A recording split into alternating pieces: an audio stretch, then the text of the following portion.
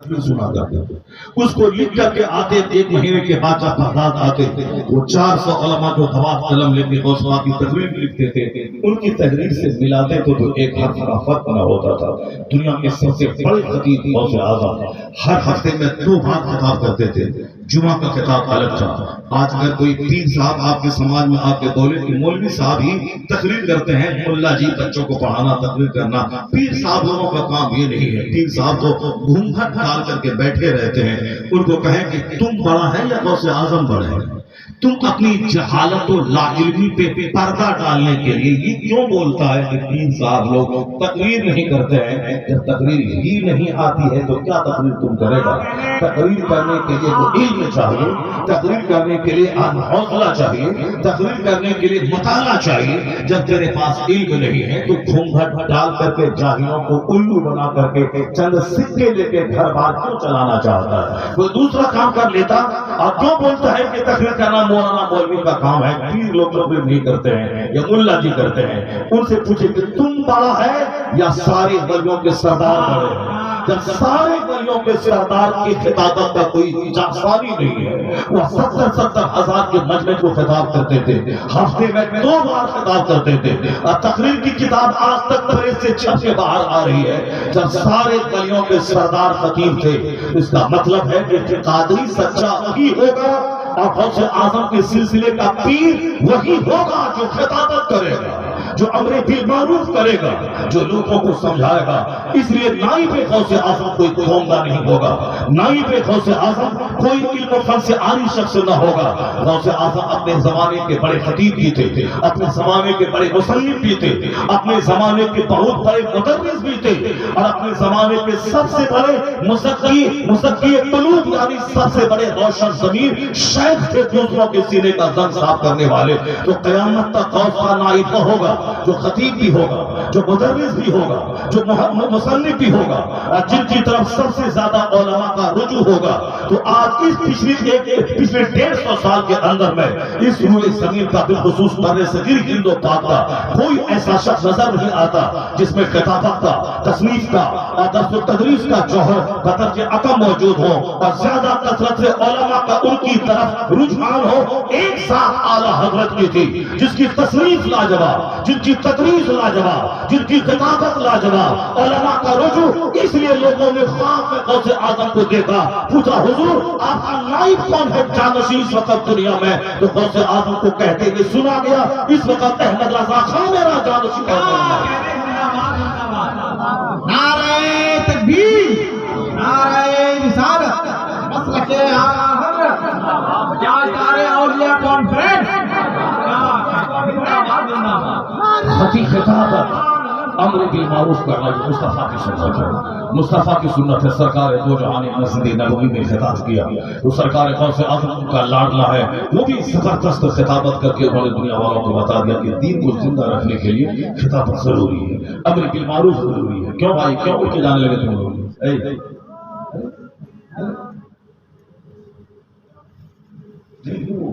اٹھ کے آدمی جا رہا ہے کیا تکلیف ہو گئی؟ 2 گھنٹہ تکلیف شروع کہاں ہوئی تم؟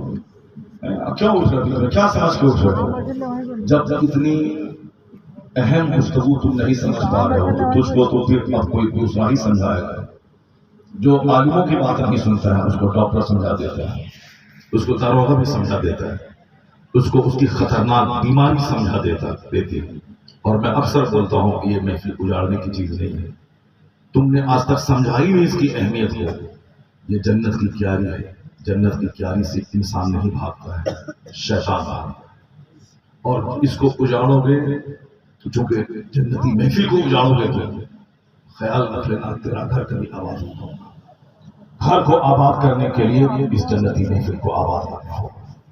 اجاڑ کے ہاں سے نکل کے سینہ تھام کے تو سماج کا ایک چھوکرا اتنی مار مارے گا کہ تیرا سارا غرور توڑ دے گا۔ اگر وہ نہیں مار پایا تو بیماری اس قدر رقم توڑ دے گی کہ معافی مانگنے کے لیے تیرے پاس جملے نہیں رہے گا۔ میں نے اتنے بڑے بڑے مغروروں کو ذلیل ہوتا ہوا میں نے اپنی نگاہوں میں مختصر سی زندگی میں نے دیکھا تھا۔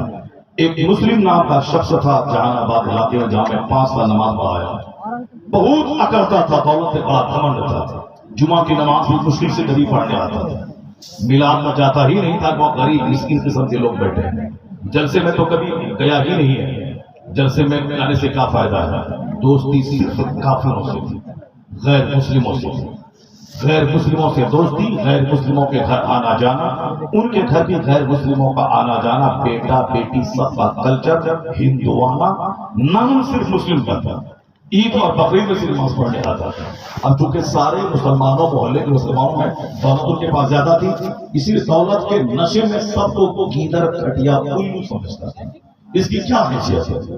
میری مسجد کے سامنے اس کا گھر تھا اور نظر پڑتی رہتی تھی، راستے میں ملاقات ہوگی تو ہاتھ اٹھا کے السلام علیکم، اس کے علاوہ اور کوئی کام نہیں، صرف غیر مسلموں سے دوستی۔ تمہارے پیغمبر نے کیا کہا ہے؟ لا تصاحب الا مومنا، دوستی مت کرنا مگر مومن سے، کھانا مت کھلانا مگر نیک لوگوں کو، لا یاکل طعام کا الا التقی، نیک لوگوں کو کھانا کھلانا اور دوستی مومن سے کرنا، اور دوستی صرف غیر مسلموں سے۔ مسلمانوں کو الو سمجھنا، یہ ادھر کھٹیا، یہ غریب مزدور، رکشہ چلانے والا، ٹھیلا چلانے والا، کھینی بیچنے والا، بیڑی پینے والا، یہ کیا کرے گا؟ ان کی دوستی غیر مسلموں سے، غیر مسلم سے آنا جانا۔ ایک اتفاق سے جہاں بھی میرا گھر ہے شہر میں، وہ پڑوسی میں بھی ایک مسلمان ڈاکٹر ہے، بڑا ڈاکٹر ہے، اس کا بھی آنا جانا صرف غیر مسلموں کو، ان کی دوستی بھی غیر مسلموں سے۔ ان کے بارے میں ہمارا پڑوسی بتایا کہ ان کی بیوی مر گئی ابھی 1 سال پہلے، اب پوری رات لاش کو لے کے تنہا بیٹھا رہا، کوئی پڑوس کا آدمی اس کے پاس نہیں گیا، پوری رات لاش لے کے اپنی بیوی کی رات بھر بیٹھا رہا، کوئی دوسرا پڑوسی نہیں گیا، کیسے جائے گا؟ وہ دوسروں کو آدمی ہی نہیں سمجھتا ہے تو کون جائے گا اس کے پاس؟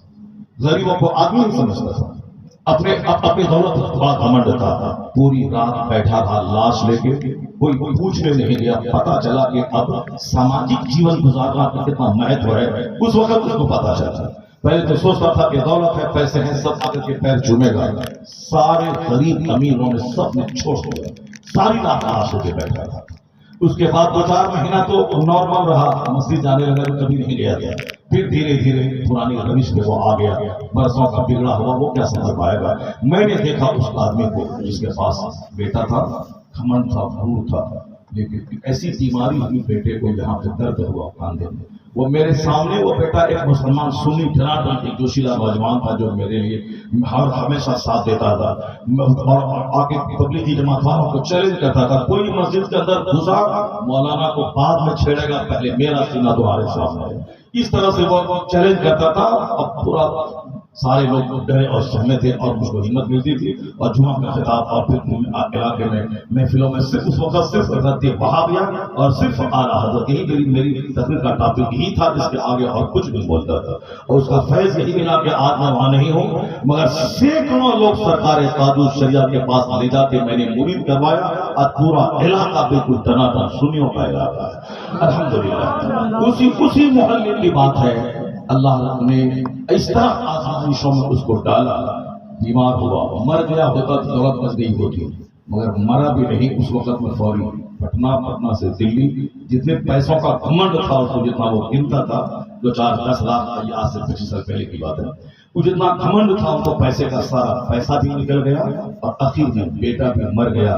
اب سماج کی نگاہوں میں وہ شخص غریب ہو گیا، سماج میں سر منہ دکھانے کے قابل نہیں رہا۔ میں کبھی کبھی عبرت کی خاطر بولتا ہوں، کبھی جوانی پہ کبھی دولت پہ غرور مت کرنا، اور دینی مجلسوں اور علماء کی توہین مت کرنا، ورنہ اللہ 50 سال کی چھوٹ دینے کے بعد جب گرفت کرتا ہے تو 50 سال کی راحت کو 50 سیکنڈ میں خاک میں ملا دیتا ہے۔ میں نے نگاہوں کے سامنے ذلیل ہوتے ہوئے دیکھا کہ جہاں جس کی دولت کا ڈنکا بجتا تھا، قبرستان کی باؤنڈری کا چندہ ہونے لگا تو لوگوں نے یہ کہہ کے چھوڑ دیا کہ مسلم یہاں کی حالت اچھی نہیں ہے، اسی لیے چندہ نہ لیا جائے۔ یہ دن 500 سال کے بعد نہیں، بالکل کرنٹ 50 سال کے اندر یہ دن دیکھنے کو مل گیا جو سماج کا نواب کہلاتا تھا۔ لوگوں نے یہ سوچ کے چندہ لینا چھوڑ دیا، ان کی حالت اچھی نہیں ہے۔ اللہ عزت دے تو اترانا مت، اللہ دولت دے تو مغرور مت ہونا، اور دینی مجلسوں کو اجارنا مت، سینہ تان کے بھاگنا مت، ورنہ زلزلہ کا ایک چھوٹا سا جھونکا تیری جوانی کو مٹی میں ملا دے گا۔ बीमारी का छोटा सा छोटा तेरी औकात याद दिला देगा। इसलिए किसी से मत डरना, अल्लाह से डरना। और इस महफिल में जिक्र अल्लाह का होता है। यहाँ से भागने का मतलब जिक्र इलाही से चिढ़ना, तो याद रखना देर या सवेर तेरा सारा गुरूर चूर हो जाएगा, तो भीख मांगने पर मजबूर हो जाएगा। क्योंकि अल्लाह जवानी देना भी जानता है, जवानी को मिट्टी में मिलाना भी जानता है। नहीं देखा तुमने अभी 2 साल पहले किसका इतना था हिंदुस्तान का एक गिड्डा, बात मार देंगे, काट देंगे, भगा देंगे, मिटा देंगे, यहाँ भेज देंगे, वहां भेज देंगे।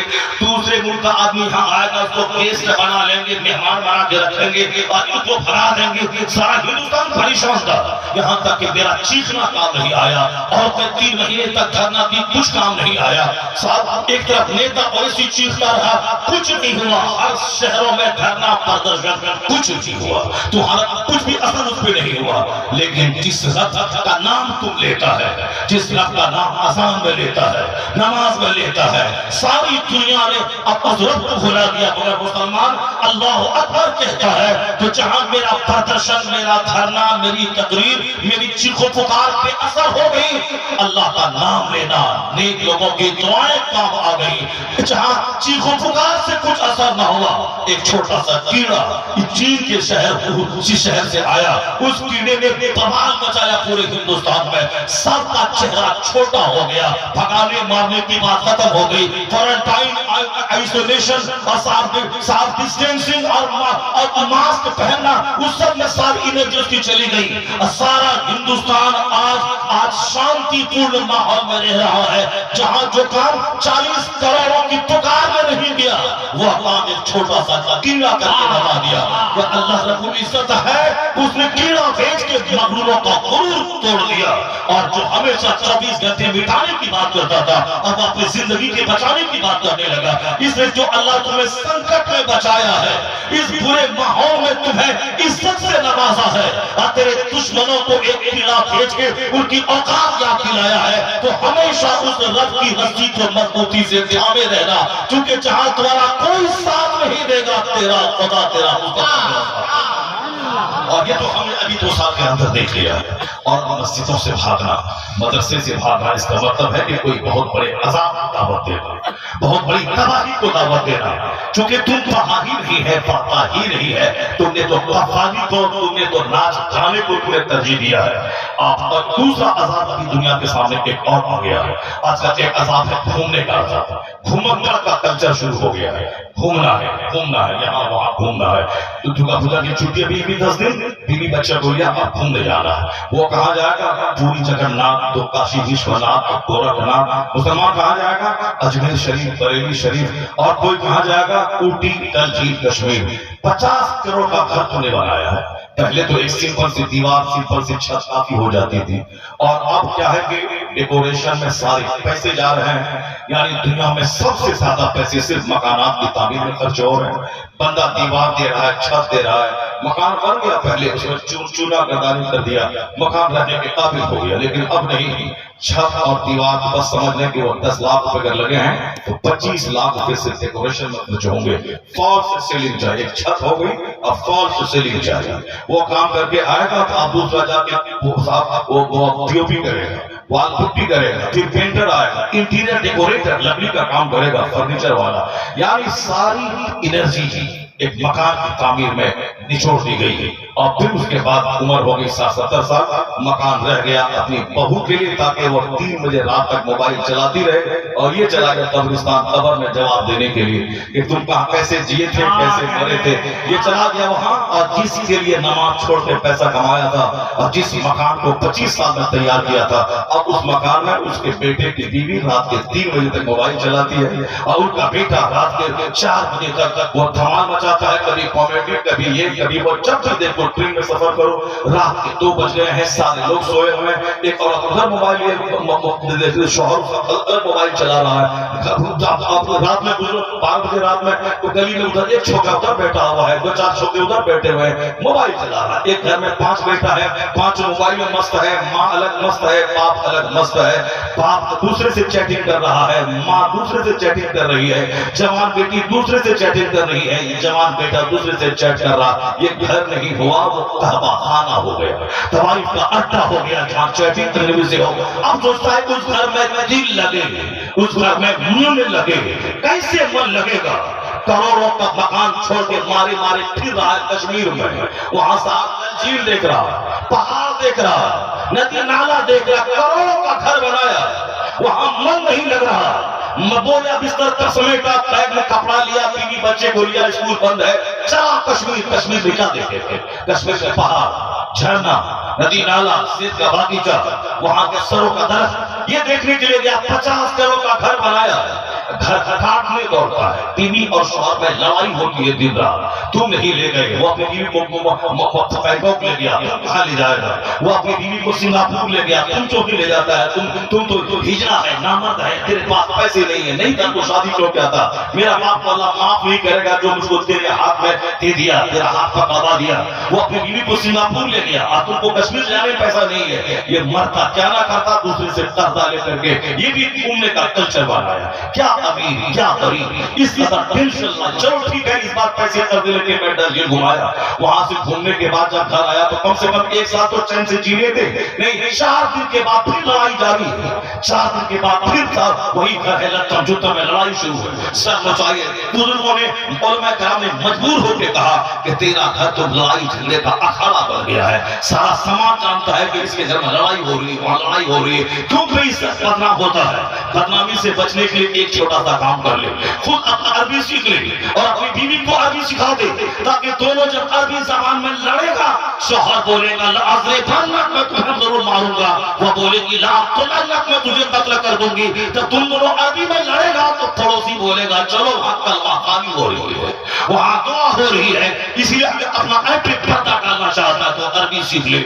اسی طرح لڑائی جھگڑے عید کے دن میں نے لڑتے ہوئے دیکھا، شوہر بیوی کو لڑتے ہوئے دیکھا، یہ بولتا ہے کمینہ، وہ بولتی ہے تو کمینی، وہ بولتی ہے تو کمینہ، وہ بولتا ہے تو کچھ نہیں ہے، وہ بولتی ہے کہ تو کچھ نہیں ہے، وہ میں بد نصیب ہوں تو وہ بولتا ہے کہ میں بد نصیب ہوں جو تیرے ہاتھ آ گئی عید کے دن۔ اس قدر لوگوں گھر میں 50 کروڑ کا گھر ہے، لیکن وہاں لڑائی ہے، وہاں جھگڑے ہیں، وہاں چھوڑ کے باہر جا کے میدان میں سونا۔ ابھی دسمبر کا مہینہ آ رہا ہے، 10-10 لاکھ روپے خرچ کر کے لوگ آئیں گے کشمیر۔ کہاں آئیں گے؟ وہ گوا میں سمندر کے کنارے ڈبکی لگائیں گے سمندر میں اور ریت میں سو جائیں گے، بدن پہ ایک کپڑا تک نہ ہوگا، جیسے کوئی جانور ہے پرہنا سو گیا ہے۔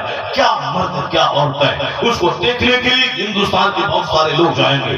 31 نائٹ کو وہاں جا کے دیکھیں، سمندر کے اندر میں جوا ہوتا ہے، شراب ہے، ناچ اور گانے کی محفل سجے گی، اور ڈبکی لگا کے اس کنارے میں نیم پرہنا سو جانا ہے، صرف ایک دھاگا ہے، عورت اور مرد کے بدن پہ اس کے علاوہ سب بالکل جانوروں کی طرح ننگے ہیں۔ 10,000 روپے خرچ کر کے ڈبکی لگانا ہے، ریت پہ سو جانا ہے، ریت پہ سو جانا ہے۔ یہ جس گھر کو 50 کروڑ کی لاگت سے بنایا، وہ گھر کاٹنے کیوں دوڑ رہا ہے؟ وہاں من کیوں نہیں لگ رہا ہے؟ کیوں وہ ریت پہ سونے کے لیے اور کشمیر کا وہ درخت اور وृکش دیکھنے جا رہا ہے؟ جب میں نے بہت غور کیا تو پتہ یہ چلا کہ جو گھر ہے، جس گھر میں ذکر نہ ہوگا، تلاوت نہ ہوگی، عبادت نہ ہوگی، اس گھر میں 3 بجے تک صرف موبائل اور کامیڈی اور گندی تصویریں ہوں گی، وہ تو شیطان کا اڈا ہو ہی جائے گا۔ تو جہاں شیطان کا بسیرا ہو وہاں دل کیسے لگے گا، وہاں من کیسے لگے گا؟ وہ اس مکان کو چھوڑ کے بھاگنا پڑے گا۔ اگر من لگانا ہے تو اس مفروض کے گھر میں چلا جا،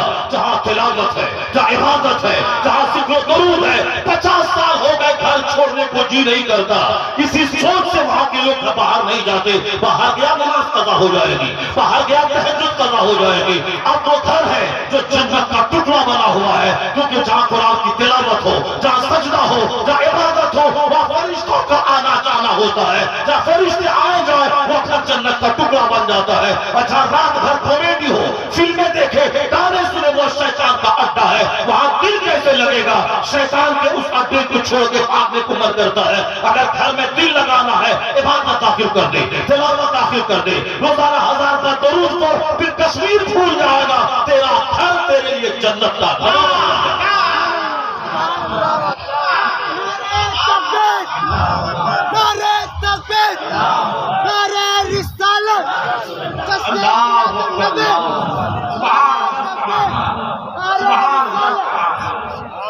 کس پیسے میں तुम जा, तुम्हारे पास है कितने पैसे?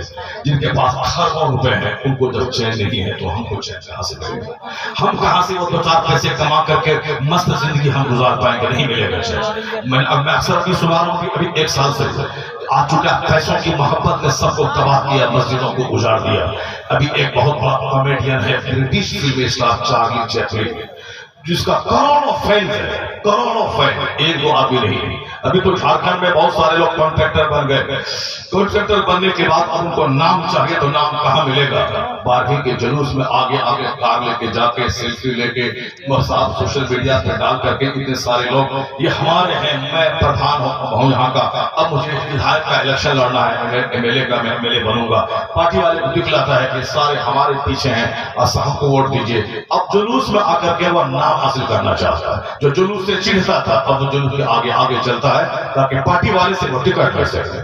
जलसे में उसका नाम होना चाहिए, पैसा चूंकि ज्यादा हो गया है और शोहरत चाहिए उसको, जलसे वाले को बोलता है मेरा नाम दे देना जेरे निगरानी, मैं पोस्टर का सारा खर्चा जितना होगा मैं दे दूंगा 25,000 रुपए। मौलाना को पैसा दावत भी देता है, बड़ा नाम भी बीच में लिखता है और नजराने भी उसको देता है, शानदार खिलाता पिलाता है, फूल माला पहनाता है, रवाना करता है। और हम तो बहुत जमींदार मालदार हैं यहाँ का, और तुम हमारा कोई नहीं जानता है, तो मेरा नाम दे देना पोस्टर में, जो 20,000 खर्चा होगा वो मैं दे दूंगा।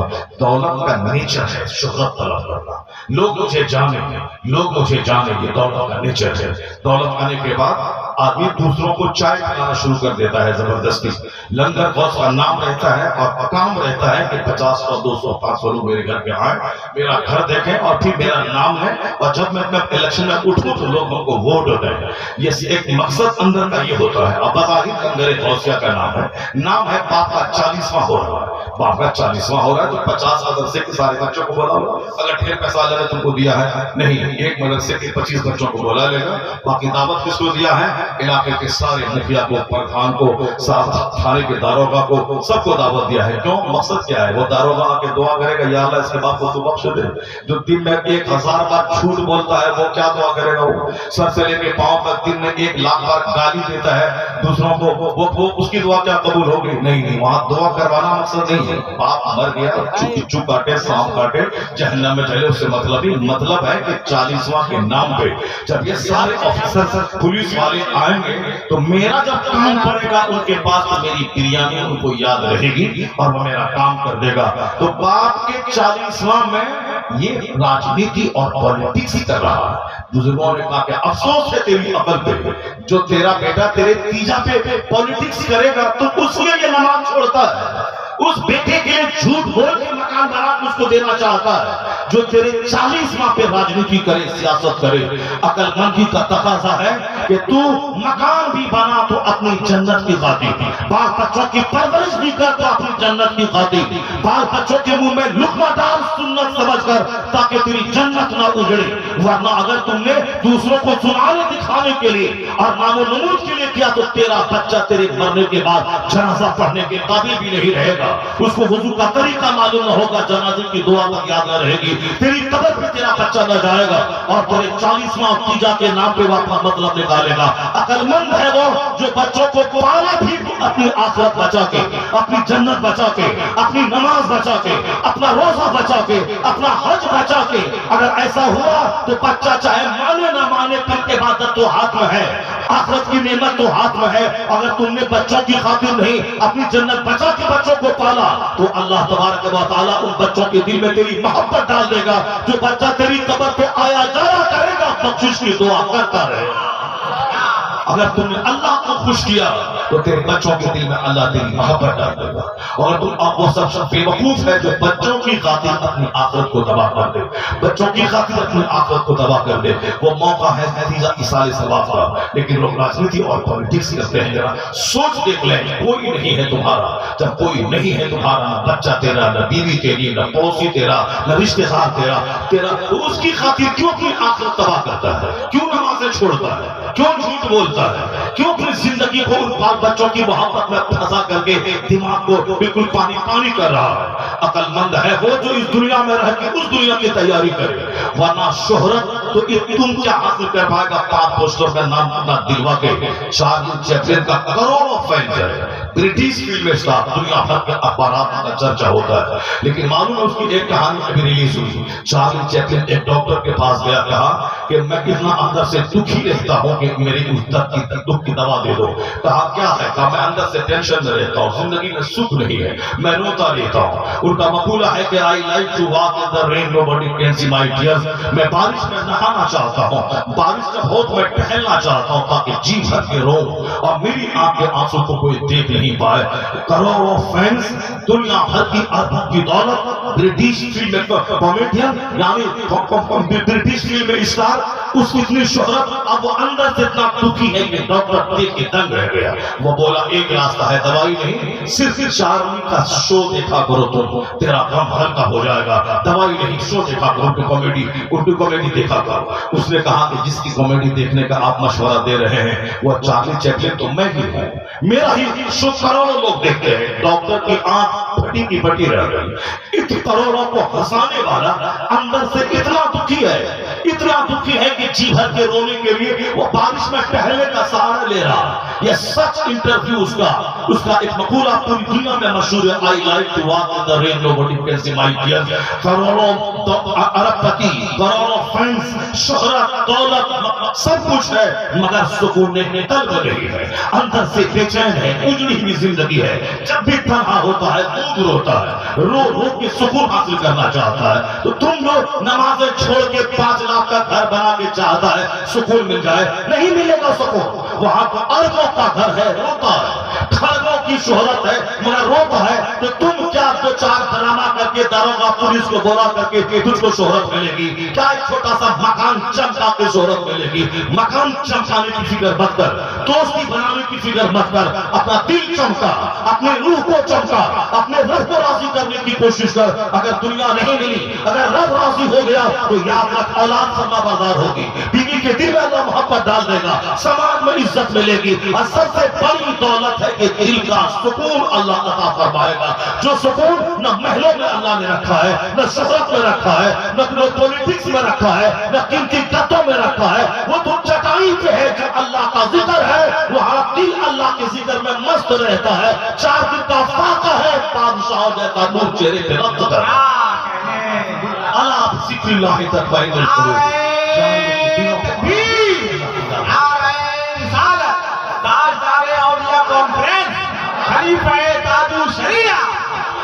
دولت کی خواہش نے مجھ کو تباہ کر دیا، دولت کی چاہت نے مجھ کو برباد کر دیا، دولت کی چاہت نے مجھ کو کہیں کا نہیں چھوڑا. صحت بھی لوٹ لی اس چاہت نے، اولاد بھی بگڑ گئی اس چاہت کی وجہ سے. بچوں کو ٹائم نہیں دے پایا، بچے بگڑ گئے، بیوی بگڑ گئی، ساتھ اپنی صحت بگڑ گئی. ملا رزلٹ جب کچھ نہیں، 0 پہ آؤٹ ہو گئے. نہ دنیا ملی نہ آخرت ملی. یہاں بھی بال بچوں کی بربادی دیکھ کے رونا ہے. مرنے کے بعد تو تباہی ہے نماز چھوڑنے کی، وہ تو اپنی جگہ ہے. اب ذرا غور سے سوچیے دنیا میں جینا کیسے ہے. سرکار غوث اعظم نے جو ہمارے لیے ماڈل ہے، ہم نے صرف ان کا توشہ کی فاتحہ دلایا ہے، ہم نے صرف غوث اعظم کا نام لیا ہے، باقی غوث اعظم کو سمجھا نہیں ہے. غوث اعظم مظہر جمال مصطفیٰ ہے. سرکار دو جہاں کی تعلیمات کا وہ مظہر ہے، جنہوں نے پریکٹیکل میں عمل بھی کیا اور لوگوں کو جینے کا شعور اور حوصلہ بھی عطا کیا. پہلے میں اس کو ٹچ کر لیتا ہوں، اس کے بعد میں آگے بڑھتا ہوں. افضل البشر بعد الانبیاء، نبیوں کے بعد سب سے افضل ہے کون؟ صدیق اکبر کی ذات گرامی. اس نے دیکھا کہ شخص دوڑا چلا آ رہا ہے. کیا ہوا؟ خیریت تو ہے؟ کہا حضور کے پاس بیٹھتا ہوں تو دل کی کیفیت اور رہتا ہے، لیکن جب وہاں سے نکل کے بعد بچوں میں رہتا ہوں تو وہ کیفیت نہیں رہتی ہے. صدیق اکبر افضل البشر بعد الانبیاء، حضور کے دوست، یار غار مصطفیٰ، ساری زندگی سرکار کے ساتھ، قبر میں قیامت تک حضور کے ساتھ، اور جب میدان محشر میں اٹھیں گے تو اس شان سے مصطفیٰ اٹھیں گے کہ داہنے ہاتھ ابو بکر صدیق کے ہاتھ میں، بائیں عمر فاروق کے ہاتھ میں، یا دونوں وزیر کے ہاتھ میں ہاتھ ہوگا اور شہنشاہ کائنات میدان محشر میں جلوہ گر ہوگا. حضور آپ وزیر آپ کے ہاتھ صاف کرو، یہاں بھی میدان محشر میں بھی، اور پھر دائمی پرماننٹ جنت رہی۔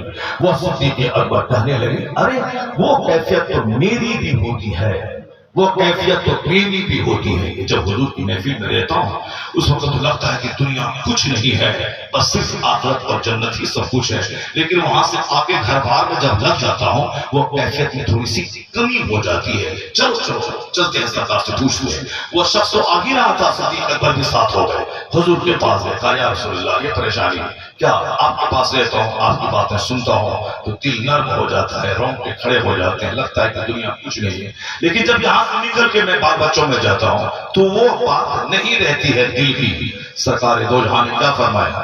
یہ نہیں کہا کہ تم برباد ہو گئے، تباہ ہو گئے، نہیں کہا، حضور نے یہ کہا وہ کیفیت ہمیشہ رہنا ضروری نہیں ہے، وہ کیفیت ہمیشہ رہنا ضروری نہیں ہے۔ تو حضور نے کہا کہ یہ جو تیری طلب ہے کہ وہ کیفیت نہیں رہتی ہے، یہ اس بات کی دلیل ہے کہ تیرا ایمان اسٹرانگ ہے، تیرا ایمان مضبوط ہے۔ اور حضور نے کہا اگر وہ کیفیت ہمیشہ رہے تو راستہ چلتے فرشتے تجھ سے مصافحہ کریں۔ اگر وہ حالت ہمیشہ ہے کہ دل نرم رہے، رغبت قلبی رہے اور ہمیشہ آگے آخرت رخی زندگی گزارے تو ان کا دوست بے ناز نہیں ہوگا، ان کا دوست فرشتہ ہم نشین ہوگا، راستہ چلتے ان سے فرشتہ مصافحہ کریں گے۔ تو اس کیفیت کا ہمیشہ رہنا ضروری نہیں ہے، لیکن بار بار اس محفلوں سے جڑا رہنا ضروری ہے، تاکہ ہر بار میں رہتے رہتے دل اجڑ نہ جائے، وہ چہرہ بگڑ نہ جائے، آنکھ سوکھ نہ جائے۔ اس لیے کبھی بال بچوں میں اگر جاتے ہوئے وہ کیفیت اگر اس کیفیت بدل گئی پھر دوبارہ واپس اس مرکزی روحانیت پہ آ جائے، تاکہ دوبارہ پھر دل زندہ ہو جائے۔ ہمیشہ بارش ہو ضروری نہیں ہے، بارش ہوئی کھیت زندہ ہوا، فصل پیدا ہوئی، پھر چند دن بارش رکی زمین چل گئی، پھر بارش ہوئی دوبارہ زمین زندہ ہو گئی۔ دنیا میں رہنا ہے، باتھ روم جانا ہے، غسل خانہ جانا ہے، بال بچوں کے لیے دکان اور کھلیان میں جانا ہے، وہاں جانے کے بعد تھوڑی کیفیت بدلے گی، لیکن پھر واپس آ جانا ہے۔ فجر سے لے کے ظہر تک 8 گھنٹے ہیں، 4 کیفیت بدلتی رہے، پھر ظہر میں حاضر ہو رہا ہے، ظہر کے بعد گئے کام میں لگے، تھوڑا سا اثر ہٹا، پھر مغرب اثر میں آ جانا ہے، اثر سے کے بعد بازار گئے، کیفیت تھوڑی سی گھٹی، پھر مغرب میں آ جانا ہے، مغرب کے بعد بال بچوں میں گئے، وہ کیفیت گھٹی، پھر عشاء میں آ جانا ہے، عشاء کے بعد سو جانا ہے کہ میں سو جاؤں یا مصطفیٰ کہتے کہتے، کھلے آنکھ صلی اللہ کہتے کہتے، آنکھ کھلی، دکان بعد میں جانا، کھیت بعد میں جانا، سب سے پہلے مسجد کا رخ کر لے تاکہ نماز فجر کی برکت سارا دن تیرے ساتھ رہے، تیرا چہرہ بھی نورانی، تھوڑے مال میں اللہ برکتیں دے دے۔ یعنی 5 وقت کی نمازیں ہمیں اجڑنے سے بچاتی ہے، ہمارے دل کو مرنے سے بچاتی ہے، ہمیں اپنے مرکز سے جڑے رہنے کا پیغام دیتی ہے۔ اور پھر یہ 5 نمازوں کے بعد ایک بڑی نماز ہے جمعہ کی نماز، جس نماز میں خطبہ فرض ہے، یعنی تقریر شرط ہے۔ 5 نمازوں میں کوئی تقریر نہیں، مگر جمعہ کے دن واز شرط ہے۔ اس واز میں کہا جاتا ہے اتقوا اللہ، اللہ سے ڈرو۔ اس واز میں کہا جاتا ہے ان اللہ یامر بالعدل والاحسان، اللہ تمہیں عدل اور احسان کا حکم دیتا ہے۔ یعنی ایک دن جمعہ کے دن کمپلسری واز سننا ہے، ہفتے میں سنے نہ سنے، حکمت یہی ہے۔ یہ تمہارے مولانا جب علماء کے دن واز کریں گے، خطبہ جمعہ دیں گے، تو پچھلے جمعہ کو جو نصیحت کا پانی پڑا تھا اور ایک ہفتے میں گھر میں رہتے، دکان جاتے، کھیت میں جاتے، فیکٹری جاتے، کالج جاتے ہوئے جو کیفیت تھوڑی سی گھٹی تھی، تو 7 دن کے بعد وہ دل مرنے نہیں پائے کہ اگلے جمعہ کو پھر نصیحت کا پانی چڑھا دیا جائے، تاکہ ایک ہفتے میں دل اجڑنے کے قریب نہ پہنچا، پھر اگلے جمعہ نصیحت کا پانی چڑھا دیا جائے۔ یہ مرتے دم تک رہے گا۔ یہ جمعہ کا خطاب ہے جو مسلم سماج کو تباہی سے بچاتا ہے۔ یہ علماء ہے جو ہمیں بار بار ٹوکتے ہیں، یہ کرو، یہ مت کرو، یہ حرام ہے، یہ حلال ہے، یہ جائز ہے، یہ ناجائز ہے، یہ اچھا ہے، یہ برا ہے، یہ رائٹ ہے، یہ رانگ ہے، یہ بینیفیشل ہے، یہ ہارمفل ہے۔ احسان علماء کا جو ہمیں ٹوکا ٹوکی کر کے ہمیں کافر ہونے سے بچاتے ہیں، ہمیں زانی ہونے سے بچاتے ہیں، شرابی ہونے سے بچاتے ہیں۔ یہی بات کافر کے ہاں نہیں ہے، اس لیے اس کا قدم قدم پہ شرابی، قدم قدم پہ زناکار، قدم قدم پہ سودخور۔ مسلم سماج اس سے محفوظ ہے کیوں؟ اس کا ٹوکنے والا علماء موجود ہے۔ جمعہ کو ٹوکتا ہے، عیدین کو ٹوکتا ہے، خطبہ نکاح میں ٹوکتا ہے، سیرت کی محفلوں میں ٹوکتا ہے۔ اللہ ان ٹوکنے والوں کو سلامت رکھے، جب تک یہ زندہ ہے، خطبہ جمعہ زندہ ہے، مسلم سماج اجڑنے سے بچتا ہے۔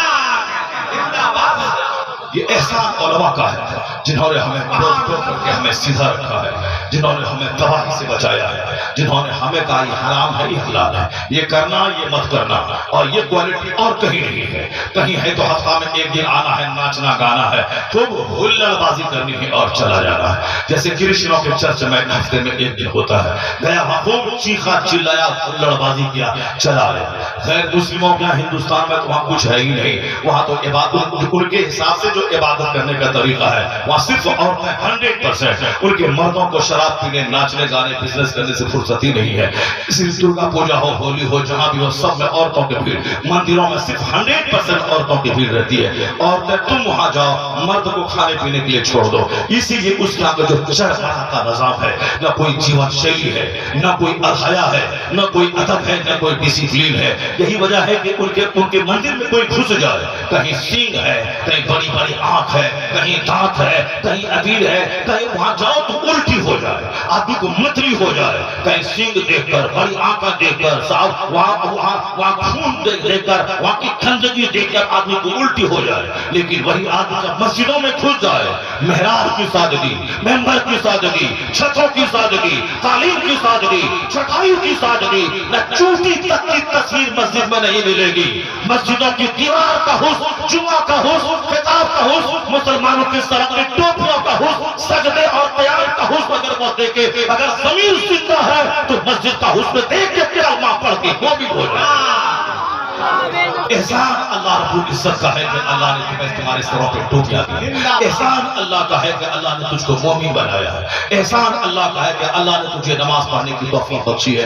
اتنا بڑا قیمتی مذہب جس اللہ نے دیا ہے، تو اس کا شکرانے کے طور پہ 5 وقت کی نماز تو فرض ہے، اس کے علاوہ تہجد بھی پڑھنا چاہیے، اشراق بھی پڑھنا چاہیے، اوابین بھی پڑھنا چاہیے۔ جب جتنا 12 گھنٹے تک کھٹے، پیٹ بھی نہیں بھرا، حیران پریشان، لڑائی جھگڑا کر کے روح کے سو گئے، جب وہاں سکون نہیں ملا تو کم سے کم 2 رکعت نماز پڑھ کے دیکھ لیتی کتنا سکون ملتا ہے۔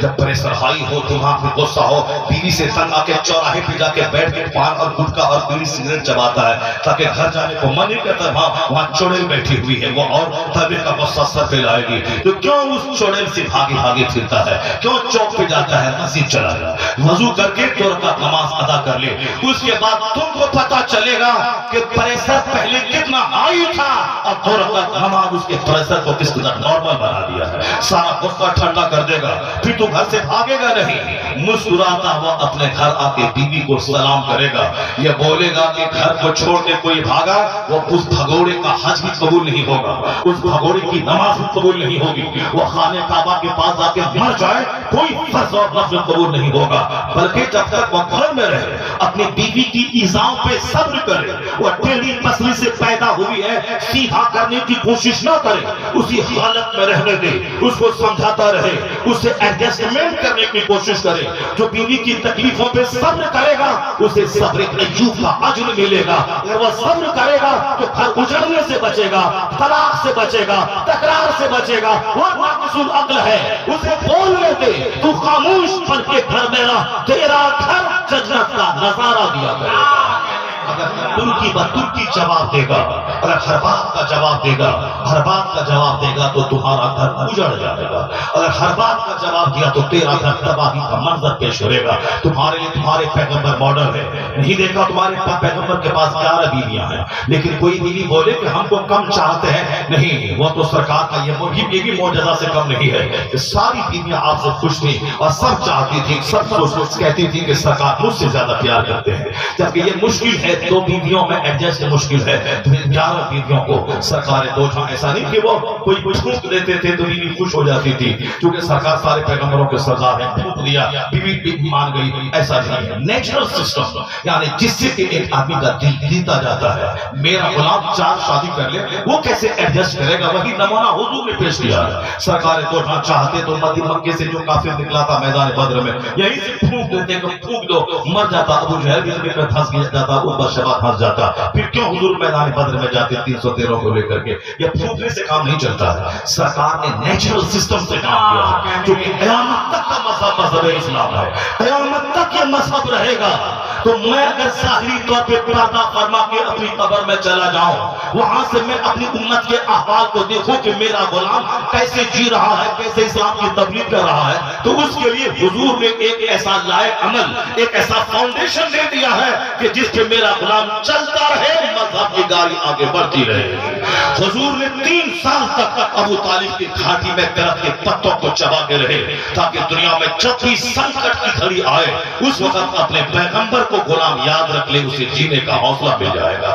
حضور نے مکہ چھوڑ کر مدینہ ہجرت کی تاکہ جہاں ایمان بچانا مشکل ہو جائے اس جگہ کو چھوڑ دینا تیرے لیے آسان ہو جائے۔ جہاں نماز بچنا مشکل ہے، روزہ بچنا مشکل ہے، ایمان بچنا مشکل ہے، اس جگہ سے مائگریٹ کر جا، ہجرت کر جا، وہ جگہ چھوڑ دے۔ اللہ کا ملک بہت وسیع ہے۔ پیدائشی ملک مصطفیٰ کا مکہ تھا، صحابہ کا، وہ سارے صحابہ ہجرت کر کے مدینہ چلے گئے، کروڑوں کی جائیداد چھوڑ دی مکے میں، ایمان بچانے کے لیے مدینہ چلے گئے۔ اور خود حضور اپنے پیدائشی شہر مکہ چھوڑ کے مدینہ چلے گئے۔ قبر انور مدینہ منورہ میں ہے۔ تو اربوں کی جائیداد چھوڑ دی۔ جب جناب صہیب کروڑوں کی سمپتی چھوڑ کے جانے لگے، مکہ والے نے رازداروں کا کہا نہیں جانے دیں گے، تم آئے تھے مکہ میں غریب تھے، مالدار بن گئے، چاہتے ہو کہ میرے شہر میں آ کے دولت کما کے ساری دولت لے کے تم مدینہ چلے جاؤ، نہیں جانے دیں گے۔ صہیب نے بولا اگر میں ساری دولت چھوڑ دوں تو جانے دے گا؟ مکہ والا بولا ہاں تو جانے دیں گے۔ کہا لے جاؤ، میرا گھر، میری جائیداد، میری پراپرٹی، میری دکان سب میں نے چھوڑ دیا، میں تنے تنہا ایمان بچا کے میں مدینہ جا رہا ہوں۔ جناب صہیب نکلے، مدینہ پہنچ گئے۔ جب حضور کو خبر ملی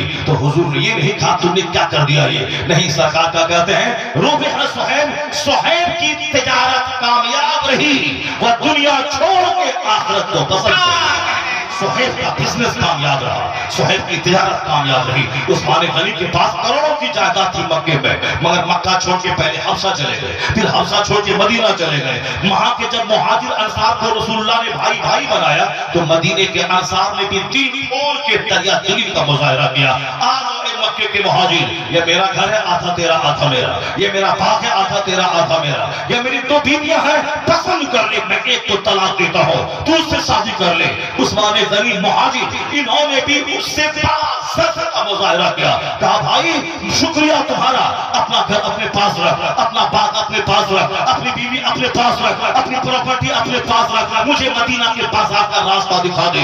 مدینے کے بازار میں پنیر لے کے بیٹھ گئے، دودھ لے کے بیٹھ گئے، کپڑا لے کے بیٹھ گئے اور چھوٹا سا بزنس شروع کیا۔ چونکہ مکہ میں کروڑوں کی دولت اللہ کے لیے چھوڑ کے وہ آئے تھے۔ جو اللہ سے بزنس کرتا ہے، جو اللہ سے سودا کرتا ہے، وہ خسارے میں نہیں رہتا ہے۔ اللہ کے لیے آنسو بہا کے دے، اللہ کے لیے تراکے کی سردی میں وضو کر کے دے، اللہ کے لیے ماں باپ کی ناراضگی مول لے کے دے، اللہ کے لیے سماج کی نگاہوں میں مت تو کر کے دے، یعنی سماج ناراض ہو خدا ناراض نہ ہو۔ اللہ کے لیے مصیبت اٹھا، سخت فیصلہ لے، بزنس کر، اللہ خسارے میں نہیں رکھے گا۔ وہ عثمان کروڑوں کی پراپرٹی اللہ کے چھوڑ کے مکہ سے مدینہ آئے تھے، اور جب کہ انصار بھائی نے کہا میرا ساری پراپرٹی میری ہے، آدھی تو لے لے، تو اپنی پراپرٹی اپنے پاس رکھ، مجھے مدینہ کے بازار کا راستہ دکھا دے۔ پنیر لے کے بیٹھ گئے، دودھ لے کے بیٹھ گئے، اللہ نے وہ برکتیں دے دی۔ جتنی پراپرٹی مکہ میں چھوٹی تھی اس سے 2 گنی دولت اللہ نے مدینے منورہ میں، کیونکہ جو اللہ سے سودا کرتا ہے وہ خسارے میں نہیں رہتا۔ اللہ سے سودا کر کے دے، اللہ سے بزنس کر کے دے، اللہ کی خاطر مصیبت اٹھا کے دے، اللہ کی رات کی نیند قربان کر کے دے۔ نہیں دیکھا تم نے دوسرے لوگ اگر رات میں 5 گھنٹے نہ سوئے تو پاگل ہو جائے، دوسرے لوگ اگر ٹائم پہ نہ کھائے تو بھوکے مر جائے، دوسرے لوگ اگر 10 منٹ پابندی سے بولے چلا کے شادی بیاہ میں تو چونا اور ہلدی گلے میں لپیٹنا پڑے، اسے 10 دن اسے بستر پہ سونا پڑے۔ وہ اگر 1 دن کے لیے رانچی جائے، وہاں سے آئے، اسے 3 دن سنبھلنے میں لگتا ہے اس کو۔ لیکن آپ نہیں دیکھا جو آدمی اللہ کا ذکر 2 گھنٹے کرتا ہے، رسول پاک کی بات 2 گھنٹے کرتا ہے، اسے چین سے رات میں 4 گھنٹے سونا نصیب نہیں ہوتا ہے۔ دن میں 2 گھنٹے ٹرین پہ سویا، بیٹھ کے جھوما، وہ کافی ہو جاتا ہے، لیکن اب برین ہیمریج ہو رہا ہے، نہ اس کی آواز خستہ ہو رہی ہے، نہ اس کا دل بیمار ہو رہا ہے۔ آخر کیا کون سی طاقت ہے یہ؟ 5 منٹ میں ڈالی میں کچھ شادی میں تو ہلدی چونا لگانا پڑتا ہے، یہ 2 ڈھائی 3 گھنٹے روزانہ اللہ کا ذکر کرتا ہے، نہ چونا لگانے کی ضرورت ہے، نہ ہلدی لگانے کی ضرورت ہے۔ یہ انرجی کہاں سے آتی ہے؟ جو دنیا کرے گا اس کو تو تھک کے چور ہو جائے گا، جو اللہ کرے گا کرتا چلا جائے گا، روحانی طاقت ملتی چلی جائے گا۔ نماز پڑھ کے دیکھ, رات میں تہجد پڑھ کے دیکھ چہرہ نورانی کیسے ہوتا ہے, تلاوت قرآن کر کے دیکھ کس طرح روشن سیدھا روشن ہوتا ہے. اللہ سے سودا کر, اللہ کے سے سودا کرنے والا خسارے میں نہیں رہتا ہے. ایک بہت بڑے بزرگ تھے, ان کی بیوی برابر ٹوکا ٹوکی کرتی تھی. مہمان کے پیچھے بہت خرچ کرتے ہیں, مہمان کے پیچھے بہت خرچ, سب کچھ لوٹا دیجیے, سب کچھ لوٹا دیجیے. عورت ہونے کے ناطے وہ ایسا کرتی تھی, سب کچھ لوٹا دیجیے. انہوں نے کہا کہ تم مجھ کو نیکی سے روکتی ہے, تم کو میرے نکاح میں رہنے کا کوئی حق نہیں ہے. جو نیکی سے روکے, بیوی اچھی وہ ہے جو شوہر کو نیکی کا شوق دلائے. شوہر سویا ہو تو آنکھ میں پانی چھڑک چھڑک کے اس کو جگائے. حدیث میں آیا ہے کہ خوش نصیب ہے وہ شوہر, وہ بیوی, وہ شوہر جو شوہر اپنی بیوی کو پانی چھڑک کے جگائے, اور وہ خوش نصیب بیوی جو اپنے شوہر کو پانی چھڑک کے اس کو جگائے, پھر دونوں مل کے نماز پڑھے. ان دونوں کی تعریف مصطفیٰ نے فرمائی ہے, خوش نصیب ہے وہ دونوں جو ایک دوسرے کو عبادت کرنے میں مددگار ثابت ہو جائے. بیوی وہ جو شوہر کو نمازی بنائے, شوہر وہ جو بیوی کو بار بار سمجھائے. اگر بیوی نہیں مانے تو طلاق کا لاسٹ آپشن ہے, اگر وہ زندگی میں سمجھاتا رہے, اس کو بجھاتا رہے, اس کو اللہ کے عذاب سے ڈراتا رہے. مگر عورت ہے وہ جب سنورتی ہے تو پاؤں سے لگ جاتی ہے, جب بگڑتی ہے تو پھر ان کو اصلی حالت لانا مشکل ہو جاتا ہے. انہوں نے ان کو کہا کہ سب کچھ خرچ کر دیے مہمان کے پیچھے. وہ کہتے تھے مہمان اللہ کا بھیجا ہوا ہے, مہمان کی خدمت کرنا چاہیے. حدیث میں آیا ہے من کان یؤمن باللہ والیوم الآخر فلیکرم ضیفہ, اللہ کے رسول پہ جو ایمان لاتا ہے اسے اپنے مہمان کی عزت کرنی چاہیے. مہمان کو دیکھنے کے بعد چہرہ بھاری نہیں, چہرہ کشادہ کرنا چاہیے. مہمان کے جانے کے بعد بہت دنوں تک اس کی برکتیں گھر میں رہتی ہیں. حضور نے کہا جب مہمان جانے لگے تو دروازے تک ان کو چھوڑنے کے لیے جاؤ, یہ مہمان کی عزت ہے. بڑی خدمت وہ کرتے تھے, لیکن بیوی ٹوکتی رہتی تھی. انہوں نے کہا نہیں اب تم میرے نکاح میں نہیں رہے گی, تم اس کو نیکی سے روکتی ہے. انہوں نے مہر کا انتظام کیا, جو مہر کی رقم تھی انتظام کیا, قرض کہیں سے لیا, ان کو دیا, طلاق دے دیا, ان کو نکال دیا. کیونکہ یہاں اپنی خواہش سے نہیں نکالتا تھا, یہ نیکی سے روکتی ہے, ٹوکا ٹوکی کرتی ہے. مہمان کے آنے پر میں قرض لے کے خدمت کرتا ہوں تاکہ جنت ملے, مگر یہ روکتی ہے, یہ میرے نکاح میں نہیں رہے گی. اور مہر کا انتظام کیا, طلاق دے دیا. بیوی کو طلاق دینا آسان ہے, لیکن طلاق کے بعد اس کے بغیر رہنا کتنا مشکل ہے. جب بیوی روٹ کے مہنگے چلی جاتی ہے اور یہ شوہر اکیلا گھر میں رہتا ہے, رات چھت دیکھتا رہتا ہے, نیند نہیں آتی ہے, گھر میں بدلتا رہتا ہے. 5 دن کے بعد پھر کہو کہ ستھرا چلا گیا, چلو اب نہیں بولیں گے, نہیں کچھ کہیں گے, نہیں گالی دیں گے, نہیں ماریں گے, کچھ نہیں کریں گے, چلو گھر اچھا نہیں لگتا ہے, پورا آنگن ویران ہو گیا, چلو نہیں جائیں گے, نہیں چلو چلو چلو اب جو تمہیں کہا, جب تم بولو گی ہم کے جائیں گے سب تمہارے آگے ہم سرنڈر کر گئے. اسی جھارکھنڈ کے مولانا صاحب بول رہے تھے نہیں نہیں حضرت, جہاں بول ڈانٹتے ہیں گھر کا ماحول بگڑ جاتا ہے, اس لیے ہم نے سوچا کہ ماحول نہ بگڑے, اب ہم سرنڈر کر گئے کہ تم ابھی رات میں بولو گھر جائیں گے, ابھی ہم ریڈی ہیں, بائک پہ تم کو چھوڑ دیں گے. نہیں بھائی, گھر کا ماحول کون بگاڑنا ہے, وہاں جہاں ٹوکے بولے پھر وہاں روٹنا پھولنا, گھر کا ماحول بگڑ جاتا ہے, بچے خراب ہو جاتے ہیں. اس لیے میں نے کہہ دیا چلو نہیں اب میں تیرا سامنے سرنڈر کر گیا, اب تم جب بولے گی میں کہ جاؤں گی تب میرا بائک تیار ہے, تم بول دینا. اب ہماری حالت خراب ہو جاتی ہے اس بیوی کے بغیر. بیوی کے بغیر وہ ہے بھی بہت کام کی چیز, مگر وہ شادی طلاق کے بعد کتنا مشکل تھا رہنا, چونکہ اللہ کے نام پہ طلاق دیا تھا, اللہ کی راہ میں وہ نیکی کرنے سے روکتی تھی, اسی لیے نہ چاہ کر کے بھی طلاق دیا تھا. بے چین تو کچھ دن تک رہا. ایک دن ایک محفل میں واز کر رہے تھے, دوران واز ایک مالدار کی خاتون, مالدار کی بیٹیاں, پہلے زمانے میں بادشاہوں کی بیٹیاں تہجد پڑھتی تھی, 1-1 لاکھ بار درود پڑھتی تھی. جیسے خلیفہ بغداد ہارون رشید کی بیوی ملکہ زبیدہ, ان کے بارے میں آیا ہے کہ بہت ساری عورتیں اس کی ہاں کنیز تھی. وہ کنیز جھاڑو لگانے والی نہیں تھی, ان ساری کنیزوں کو ڈیلی کی مزدوری فکس تھی. وہ آتی تھی سیڑھیوں پہ, چھتوں پہ, گھر میں بیٹھ کر روزانہ دن بھر اس کو جتنے ڈیوٹی ہے اتنا 1,000 10,000 بار درود پڑھنا ہے, اب پڑھنا ہے, مزدوری لینی ہے اور چلا جانا ہے. اب پھر ان کا کام تھا نہر زبیدہ, کہ حجاج کرام آج سے 1200 سال پہلے کس قدر زبردست دھوپ ہوتی تھی, پانی کی قلت تھی, واٹر سسٹم صحیح نہیں تھا, تو نہر زبیدہ یعنی عراق سے انہوں نے پانی نکال کر میدان عرفات تک کا ایک نہر تعمیر کی تھی. آج تک اس نہر کا ٹوٹا پھوٹا حصہ آج تک موجود ہے, اور زائرین اس کی زیارت کرتے ہیں. نہر زبیدہ, نہر زبیدہ میں آج کی تاریخ میں अरबों रुपए खर्च हुए थे। जब सारा हिसाब किताब इंजीनियर ने ला के दिया, मलका ज़ुबैदा ने सारे हिसाब किताब को दरिया कचरा में डाल दिया, दरिया कचरा में फेंक दिया। कहा कि अब जितना तुमने कहा है मैंने सब दे दिया, हिसाब तो मैं नहीं देखूंगी, मैं दरिया में डाल देती हूँ। उन्होंने कहा इलाही मैंने आज इस हिसाब को दरिया में डाल दिया, तू भी मुझसे हिसाब मत लेना, तेरा हिसाब जन्नत में दाखिल करवा देगा।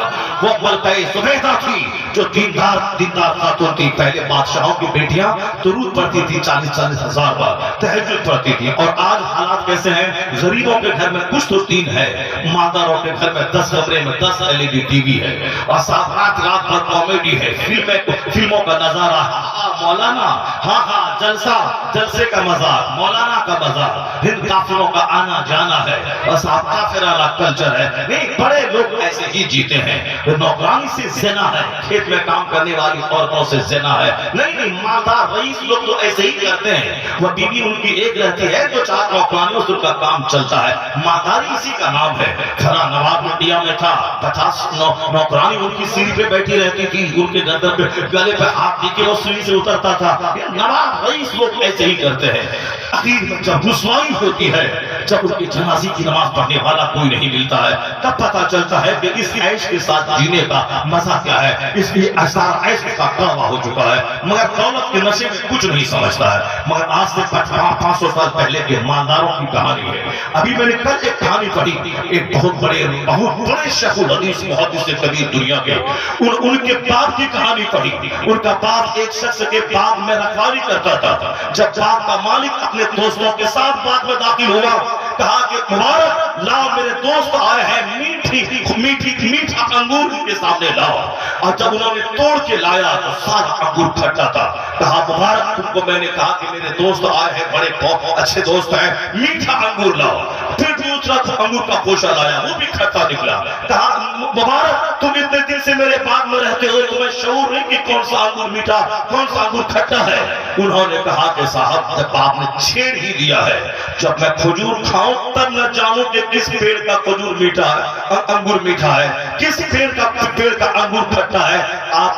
आपके बाग का अंगूर तो मैंने खाया ही नहीं, फिर मुझे कैसे पता चलेगा कि किस दरख्त का पेड़, किस दरख्त का अंगूर मीठा है, किसका खट्टा है। बाग के मालिक को झटका सा, कहा क्या मतलब, तुमने खाया नहीं अब तक? कहा नहीं, आपने खाने को कहा था, आपने तो ये बोला था कि इस बाग की रखवाली तुम करना, इस बाग की रखवाली करना। आपने दरख्त का फल खाने कहा था। आंखें खुली रह गई, मुबारक का चेहरा देखता रह गया। उनके दोस्त भी दंग रह गए। ऐसा वफादार, ईमानदार, दयानतदार शख्स, इस बाग का रखवाला, गरीब आदमी जो बाग की निगरानी कर रहा है, उसके दिल की दुनिया बदल गई। बाग के मालिक की उन्होंने कहा कि मुबारक क्या वाकई ये बात सच है? कहा ये सच है, मैं आज तक आपके बाग का एक अंगूर नहीं खाया है। चूंकि आपने इजाजत ही नहीं दी कि आपने रखवाली मेरे जिम्मे हवाले की है, इसलिए मैं रखवाली कर रहा हूँ। कहा मुबारक तुम्हारी शादी हो गई है? कहा मेरी शादी नहीं हुई, इस गरीब को कौन अपनी बेटी देगा? वो बाग का मालिक कहा कि मैं चाहता हूं कि तुझे मैं अपना दामाद बना लूं, मैं चाहता हूं तुझे अपना दामाद बना लो। जिस बाग में रखवाली वो करता था मुबारक, नौकर बनकर, कौन नौकर को अपनी बेटी देगा? ये पहले का अमीर था। चूंकि अमीरों के घर में तिलावत और इबादत होती थी, उनके घर से हजारों गरीब पलते थे। गौसे आजम के लंगर से भी हजारों गरीब पलते थे। करोड़ों का बिजनेस था, गरीबों के लिए वो बिजनेस था। अपने लिए सूखी रोटी और एक पांव पे खड़े होकर रात भर तिलावत, एक खत्म कुरान और 40 साल तक इशा के वजू से फजर की नमाज अपने लिए। बाकी करोड़ों का माल गरीबों मिस्किनों के लिए था। आज अपने लिए सब कुछ है, गरीबों के लिए 10 टका और सड़ी हुई खीर और सड़ी हुई रोटी गरीबों के लिए है। और उसके बावजूद चर्चा करें मैं बहुत बड़ा हाकिम ताई हूं, मैं गरीबों को रोटी खिलाता हूं। पसंदीदा चीज जब तक अल्लाह की राह में खर्च नहीं करे, उस वक्त तक कोई शख्स कामिल मोमिन परफेक्ट नहीं बन सकता। जब तक कि पसंदीदा बात, पसंदीदा जूता, पसंदीदा कपड़ा, पसंदीदा खाना, पसंदीदा माल जब तक खर्च ना करे, उस वक्त तक वो नेकी को नहीं पहुंच पाएगा जब तक कि पसंदीदा माल खर्च ना करे। मुबारक से कहा कि मैं तुमको दामाद बनाना चाहता हूं, क्या तेरी मर्जी है? उसने फिर दोबारा कहा हाँ ये बात सच है। यहूदी शादी ब्याह में लड़कियों का माल देखा करते हैं, यहूदी माल देखते हैं। عیسائی کرسچن یہ حسن دیکھتے ہیں، خوبصورتی دیکھتے ہیں، مگر امت محمدیہ کے لوگ نکاح میں تقوی اور دینداری کو دیکھتے ہیں۔ اس جملے نے اور اس باغ کے مالک کو متاثر کیا کہ یہ شخص ایسی باتیں بول رہا ہے، فوری کر گیا، اپنی بیوی سے مشورہ کیا۔ اگر میں اپنی بیوی سے آج مشورہ کروں، ایک مولوی صاحب کو میں نے مسجد میں دیکھا ہے، بہت دیندار ہے، میں نے دیکھا اس کو ظہر کے بعد دیکھا 1 گھنٹہ درود پڑھتا، مسجد کے بعد دیکھا 1 گھنٹہ تسبیح پڑھتا، میں چاہتا ہوں میری بیٹی کا اب اس سے کر دو، بڑا نیک دیندار ہے۔ میری بیٹی بولے گی ہاں نماز پڑھتا ہے، تسبیح کرتا ہے، روٹی کہاں سے لائے گا، بیٹی بیمار پڑے گی علاج کہاں سے کرائے گا، بچہ پیدا ہونے میں آج 50,000 روپے تھیلا میں رکھنا پڑے گا، چونکہ بغیر آپریشن کے بچہ ہوتا نہیں ہے، یہ 50,000 کہاں سے آئے گا، یا اسی قدر باتیں سنا دیں گی کہ پڑھا لکھا آدمی کا دماغ بھی گھوم جائے گا۔ ایک لڑکا، ایک داماد میرا حافظ عالم فاضل ہے، وہ دبئی میں رہتا ہے، ہاں وہ 3 لاکھ مہینہ کماتا ہے، اس سے تو مسجد شوق انہوں نے شادی کروا دی، پرمیشن دے دیا، ہاں ہاں۔ ایک دوسرا داماد ہے وہ عالم نوما ہے، بزنس کرتا، ہاں۔ ایک حافظ قرآن ہے، مسجد میں پڑھاتا ہے۔ ابھی 1 سال سے بیوی کو میں تیار کر رہا ہوں، تیاری نہیں ہو پا رہی ہے، وہ کہاں سے لائے گا، کہاں سے لائے گا۔ میں نے کہا ارے وہ نہیں لائے گا، ابھی ہے نا ہمارے پاس، ہم خدمت کریں گے، دیں گے جب تک زندہ ہے، بیٹی کو داماد کو سب کو دیں گے۔ حافظ قرآن ہے، صوم و صلات کا پابند ہے، داڑھی ہے، وہ داماد بھی تو داڑھی والا نمازی حافظ عالم ہے، وہ داماد بھی تو داڑھی والا ہے، اور ان کے پاس پیسہ ہے، جب بھی آتا ہے تو 10 پرکار کی مٹھائی لے کے آتا ہے، بیمار پڑا 1 پیسہ خرچہ ہونے نہیں دیتا ہے، دوسرے لے کے جاتا ہے، اس کا کیا کریں گے۔ 1 سال سے موڈ بنا رہا ہوں میں، مگر وہ بیچارہ وہ بھی لڑکے والا بھی پڑے ہوا ہے، 1 سال سے ٹیشن نہیں کرنا ہے، اس کو لگانا، اس کو لگانا، اس کو لگانا۔ میں سوچتا ہوں کہ گھر کا ماحول نہیں بگڑے، میں شوہر ہوں، میں فیصلہ لینا ہے، مجھ کو کرنا ہے، کیا کرے گی وہ، لیکن نہیں، میں چاہتا ہوں کہ رضامندی سے ہو، چونکہ بیٹی زیادہ ماں سے اٹیچ رہتی ہے، اگر ماں ناراض رہی تو پھر بیٹی کی ساری خوشی بیکار ہو جائے گی۔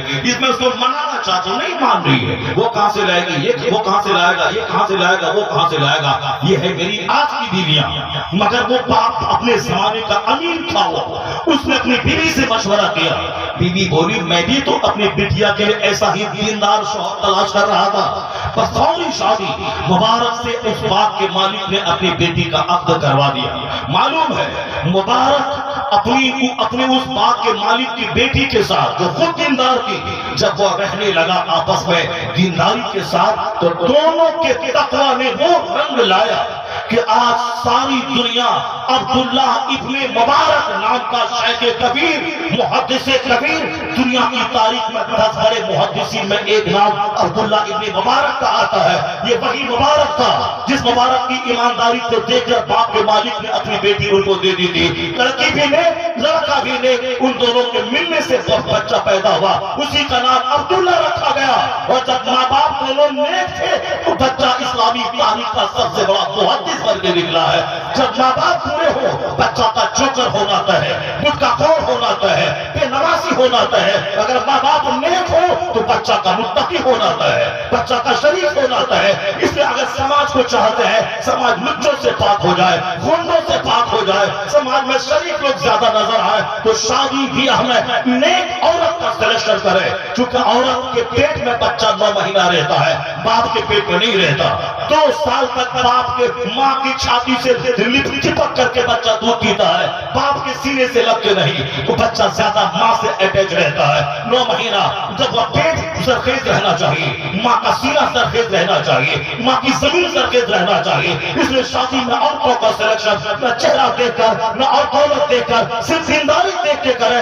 اگر چاہتے ہیں کہ سماج لچوں سے پاک ہو، لڑکی نیک سلیکشن کرے، آنے والے 50 سال کے بعد لچوں کی تعداد گھٹے گی، سماج میں شریفوں کی تعداد میں اضافہ ہو جائے گا۔ اگر چاہتے ہیں کہ سماج متقی اور نمازی اور شریفوں کا سماج بن جائے، کوئی ایسا نہیں کہ اچانک ہو جائے گا، اچانک نہیں ہوتا اس دنیا میں، اس دنیا کا سارا کام سسٹم سے ہوتا ہے۔ تو مدینے سے دعا نہیں کی سرکار نے، سرکار مدینے سے 180 کلومیٹر دور چل کے میدان بدر میں گئے، ایک اونٹ پہ 3 صحابہ سوار تھے، وہاں گئے، تھک کے چور تھے، نہ راشن ہے، نہ تلوار ہے، نہ گھوڑے ہیں، وہاں گئے، محنت کر کے اپنے گھر سے نکل کے گئے، وہاں میدان بدر میں گئے، تمام کیے کانٹے درست کرنے کے بعد اب حضور دعا کرتے الہی آج فتح عطا فرما دے، اپنا وعدہ سچا کر کے دکھلا دے۔ اگر آج یہ چھوٹی چھوٹی سی جماعت ہار گئی تو قیامت تک کے لیے تیری عبادت کرنے والا کوئی نہیں رہ جائے گا. روتے تھے, چادر گر جاتی تھی, صدیق اکبر اٹھا کے کاندھے پہ رکھتے تھے. حضور روئے کا مدینے میں نہیں روئے, روئے کہاں میدان جنگ میں آ کر حرکت کی, تدبیر کی, صحابہ کو لے کے آئے, لڑنے کا شوق دلایا, شہادت کا جام پینے کا شوق دلایا. اگر اسلام بچانا ہے تو حضور نے کہا کہ کبھی نماز میں, کبھی مسجد نبوی میں رات بھر رونا بھی ہوگا اور کبھی میدان بدر میں آ کے تلوار بھی چلانا ہوگا. سرکار دو جہاں نے میدان بدر میں نکل کے دعا کی. پھر کیا ہوا؟ ادھر سے حرکت ہوئی, وہاں سے دعا نکلی, 5000 فرشتہ اللہ نے آسمان سے زمین پہ اتار دیا. پھر ایسی تاریخ رچی گئی کہ قیامت تک اسلام اسٹیبل ہو گیا اسی دن جس دن میدان بدر میں فتح وہ بھی حاصل ہوئی. پہلے ادھر سے نکلنا ہوگا, محنت کرنی ہوگی, تب دعا کرنی ہوگی. یہ زندگی کے ہر سسٹم میں ہے. سرکار غوث اعظم رضی اللہ تعالیٰ عنہ کی ماں کے بارے میں بھی آپ کو معلوم ہے, ان کے باپ کے بارے میں بھی وہ سب بتانے کی ضرورت نہیں ہے. دنیا کے ولیوں کا سردار عبد القادر جیلانی, ان سے جینے کا حوصلہ لیجیے. غوث اعظم خطاب کر رہے ہیں. دوران خطاب ایک شخص آیا کہ حضور آپ کے بیٹے کا انتقال ہو گیا ہے. جو بات میں کہنے جا رہا ہوں, جس کے لیے جو سماجی ضرورت ہماری ہے, جس کے لیے آج ہم لوگ بال بچوں سے اتنا اٹیچ ہو چکے ہیں, اگر کوئی بولے کہ بچہ مر گیا تو وہ باپ خود مر جائے گا. کوئی بولے کہ آپ کی بیٹی مر گئی, اتنی محبت لوگ کر رہے ہیں اللہ رسول سے زیادہ اولاد سے. بیٹی مر گئی تو ماں خود مر جاتی ہے. ابھی 3 سال پہلے ہمارے علاقے میں ایک بوڑھی عورت کو بولا گیا تمہاری جوان بیٹی جو تھی وہ ماں والی وہ مر گئی. وہ اتنا صدمہ دیا کہ اسی وقت وہ بھی مر گئی. وہ صدمے سے چور ہو گئی, مر گئی. وہ بالکل ہمارے گاؤں کی کہانی ہے. وہ ہمارے گاؤں میں اس کی بیٹی مری, اس کی خبر دوسرے گاؤں میں گئی 25 کلومیٹر دور, وہاں خبر پہنچی کہ بیٹی مری, وہ خود مر گئی. اس قدر لوگ اولاد سے اٹیچ ہے. اولاد اس قدر شدید محبت کی چیز نہیں ہے. حضور نے کیا کہا, نہیں مومن بنے گا جب تک کہ میری محبت اولاد سے زیادہ, والدین سے زیادہ, اپنی جان سے زیادہ نہ ہو جائے, مومن کامل نہیں بنے گا. سرکار غوث اعظم بھی آدمی تھے, انسان تھے. ان کے باپ کا نام موسیٰ علیہ جنگی دوست تھا. ان کی ماں ام الخیر فاطمہ تھی. وہ صحابی نہیں تھے, وہ ولی کامل تھے, ولیوں کے سردار تھے, ولی تھے. ان کے بھی باپ ہیں, ان کی بھی ماں ہے, ان کا بھی سماج ہے. لوگ اس طرح کی باتیں کرتے ہیں کہ جیسے کہ وہ آسمان سے ٹپک کے نیچے آ گئے. اس طرح کی کہانی بیان کرتے کہ عقل میں سما نہ سکے. ابھی جمعہ کے دن پنڈوا شریف میں گیا تھا, میں اندر گھسنے سے پہلے امام صاحب بول رہے تھے, کیا بولتے, چاند کا ثبوت مل گیا. غوث اعظم ایک رمضان کو پیدا ہوئے, چاند کا ثبوت مل گیا, چاند کی گواہی مل گئی, چاند کی گواہی مل گئی, چاند کی گواہی مل گئی, چاند کا ثبوت مل گیا. کیا مطلب ہوا؟ وہ رمضان کی پہلی تاریخ کو پیدا ہوا, ثبوت مل گیا کہ آج رمضان ہے. کچھ نہیں, مطلب کہنے کا کچھ نہیں ہے. ثبوت مل گیا, گواہی مل گئی. آپ لوگ بھی سنے ہوں گے, یہ گواہی مل گئی, ثبوت مل گیا. روزہ رکھا, آج پیدا ہوا, آج ہی روزہ رکھا, ثبوت مل گیا. کیا مطلب؟ غوث اعظم کا خاندان شریف تھا, سیدوں کا خاندان تھا. اگر بچہ آج پیدا ہوا, بچہ دودھ نہیں پیتا ہے تو ماں تو اس وقت سوچتی ہے کہ بچہ دودھ کیوں نہیں پیتا ہے. ماں کو فکر ہوتی ہے کہ اب یہ دودھ کیوں نہیں پیا, کہیں کوئی بیماری تو نہیں ہے. ماں پریشان ہو جاتی ہے, گھر کے سارے لوگ پریشان ہو جاتے ہیں, دودھ نہیں پی رہا. 3-4 دن ماں کو سمجھنے میں لگ جاتا ہے کہ بچہ دن میں دودھ کیوں نہیں پیتا ہے, رات میں پیتا ہے. سیدوں کے گھرانے میں بچہ پیدا ہوا تھا, 2-4 دن تو سمجھنے میں لگا.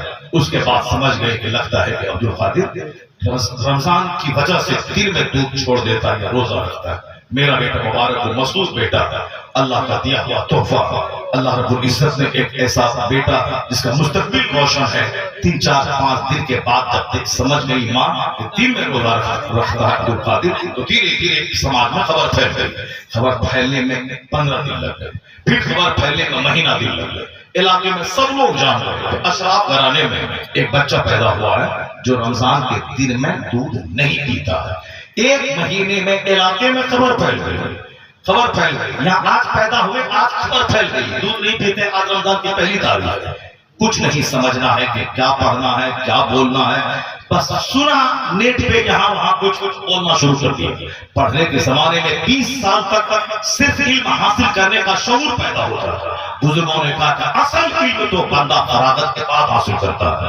بزرگوں نے کہا ہے کہ 3 دن جو مولانا کتاب چھوڑ دے ان کا دل مرنے لگتا ہے. اور جو کتاب فراغت کے بعد کتاب ہی چھوڑ دے ان کی بولی بھی جاہلوں کی طرح نکلنے لگتی ہے، وہ بھی جاہلوں کی طرح بولی بولتا ہے. جس طرح آج کل بہت سارے بولی بولتے ہیں میں نے یہ لائن چھوڑ دی، میں یہ لائن چھوڑ دوں گا. بدتمیز یہ بول کہ میں نے امامت کی ملازمت چھوڑ دی، امامت کی ملازمت نہیں کروں گا، میں تجارت کروں گا، یہ لائن چھوڑ دیا. ذرا دیکھیں 20 سال پڑھنے کے بعد جاہلوں کی بولی بولتا ہے یہ لائن میں نے چھوڑ دی. 20 سال نماز مسجد میں پڑھائی، نوکری مل گئی ٹیچر کی، سر سے ٹوپی اٹھا کے پھینک دیا، داڑھی جو حد شرفی کٹا کر کے بالکل وہ فرینچ کا داڑھی رکھ لیا. تم سے بہتر ماحول تو اس اسکول کا ہوا نا کہ ایک دن وہاں نوکری ملی تو تم نے 25 سال سارا ماحول تو تم نے خراب کر دیا.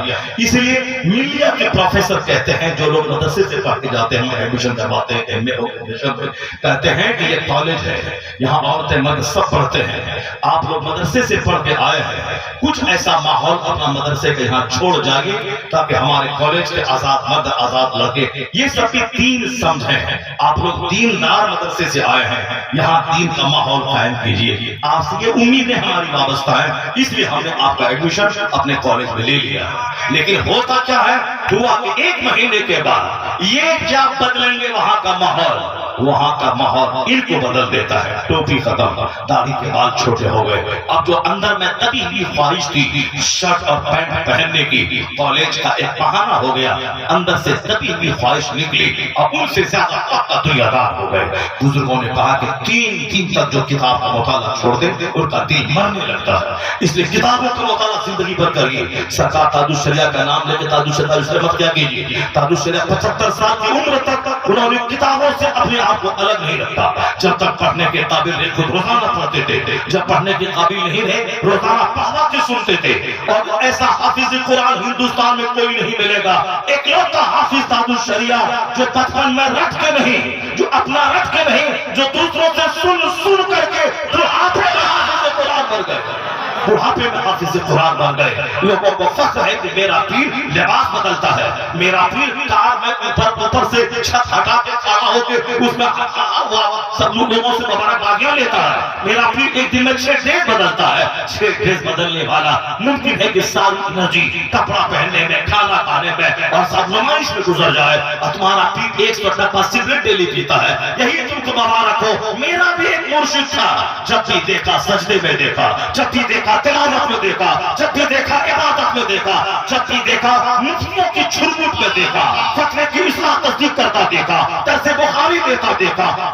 امریکہ رہے، ہندوستان کے دیہات میں رہے، جب بھی دیکھا دیکھنے کے بعد خدا یاد آ گیا. عبادت میں، تلاوت میں، ذکر و درود میں. وہ کون تھا اس دور پر جو جنید بغدادی کی یاد تازہ کر گیا؟ کون تھا اس دور پر نائب غوث آدم جو غوث اعظم کی یاد تازہ کر گیا؟ پیر وہ ہے جسے دیکھو تو خدا یاد آ جائے. وہی پیر تھا اس صدی کا جسے دنیا اختر رضا کا اظہری تاج الشریعہ کے نام سے. جب بھی دیکھا علماء کی جھرمٹ میں دیکھا، جب بھی دیکھا کتاب کا مطالعہ کرتا دیکھا، جب بھی دیکھا فاس کرتا دیکھا، جب بھی دیکھا درس بخاری کرتا دیکھا، یعنی دین کی خدمت بھی کرتا دیکھا. ہٹ کے کبھی تو راجنیتی کی بات کرتا نہیں دیکھا. پیر تو وہی ہے جو ہمیں جس کو دیکھو تو خدا یاد آ جائے. یہ کیا ہے کہ 100 گٹکا کا 100 پوریا پھاڑ کے کھانے والا جو پوریا چبائے گا وہ کیا اللہ کا ذکر کرے گا؟ جس کا منہ سے بدبو نکلے گی وہ کیا اللہ کا نام لے گا؟ میں آپ سے کہنا چاہتا ہوں اس لیے آپ ہمیشہ سرکار غوث اعظم کی زندگی کا مطالعہ گہرائی میں ڈوب کے کیجیے. بات دراصل یہ ہے، تھوڑی تربیت ہماری لمبی ہو رہی ہے، بس میں شارٹ کر رہا ہوں، بس میں تھوڑی دیر اور خبر کر لیا. غوث اعظم کی تاریخ یہی ہے کہ پیدا جس دن ہوئے رمضان کی پہلی تاریخ تھی، اس دن سے آپ نے دودھ پینا دن میں چھوڑ دیا. 3-4 دن کے بعد ماں کو پتا چلا کہ میرا بچہ روزہ رکھ رہا ہے. یہ خبر مہینہ دن میں پورے علاقے میں پھیل گئی کیونکہ دودھ پینے کی مدت 2 سال ہے.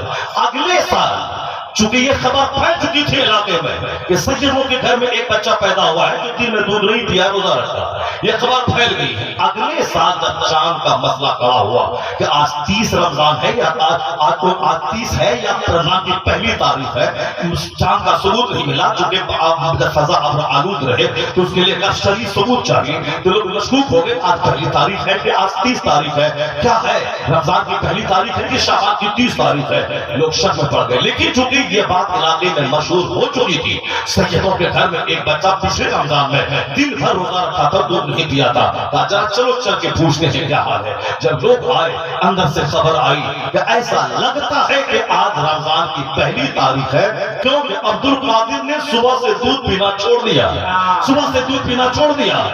ایسا بھی نہیں کہ اتنا عبد القادر نے دودھ پینا چھوڑ دیا ہے تو امام صاحب اعلان کر دے کہ ہاں ہاں چاند ہو گیا ہے, اب رمضان کی پہلی تاریخ ہے, سب لوگ روزہ رکھ لیجیے. ایسا نہیں ہے, ایسا شرعی ثبوت یہ نہیں ہے. شرعی ثبوت کے بغیر اس کرامت کو دلیل بنا کے اعلان کوئی نہیں کر سکتا ہے. کہ کرامت اپنی جگہ ہے, شرعی ثبوت اپنی جگہ ہے, مگر یہ تو لوگ کنفرم ہو گئے کہ آج رمضان کی پہلی تاریخ ہے, اور اعلان بغیر شرعی ثبوت کے نہیں ہوگا. اسی کشمکش میں تھے کہ شرعی ثبوت بھی مل گیا, علاقے میں خبر ہوگی آج رمضان کی پہلی تاریخ ہے. مطلب یہ ہے سمجھ میں آنے والی بات. اور یہ آج پیدا ہوئے, آج روزہ رکھا, آج خبر مل گیا, سبق مل گیا, چاند ہو گیا, چاند ہو گیا, چاند کا ثبوت مل گیا, بغیر سر پہ کی بات. سرکار غوث اعظم کی زندگی ہمارے لیے مینار نور روشنی ہے. انہوں نے دین سمجھایا ہے, دین کو زندہ کیا ہے. ان کا نام ہے عبد القادر, لیکن لوگ محی الدین کہتے ہیں, دین کا زندہ کرنے والا. انہوں نے 25 سال تک علم حاصل کیا ہے, 25 سال تک دریاؤں صحراؤں کے کنارے درخت کے پتوں کو کھا کر معرفت کا نور حاصل کیا. 50 سال کے بعد جب جلوت میں آئے ہیں, یعنی روحانیت سے سینہ لبریز ہو چکا ہے, اب وہ آئے ہیں مسجدوں کے نظام کو انہوں نے درست کیا.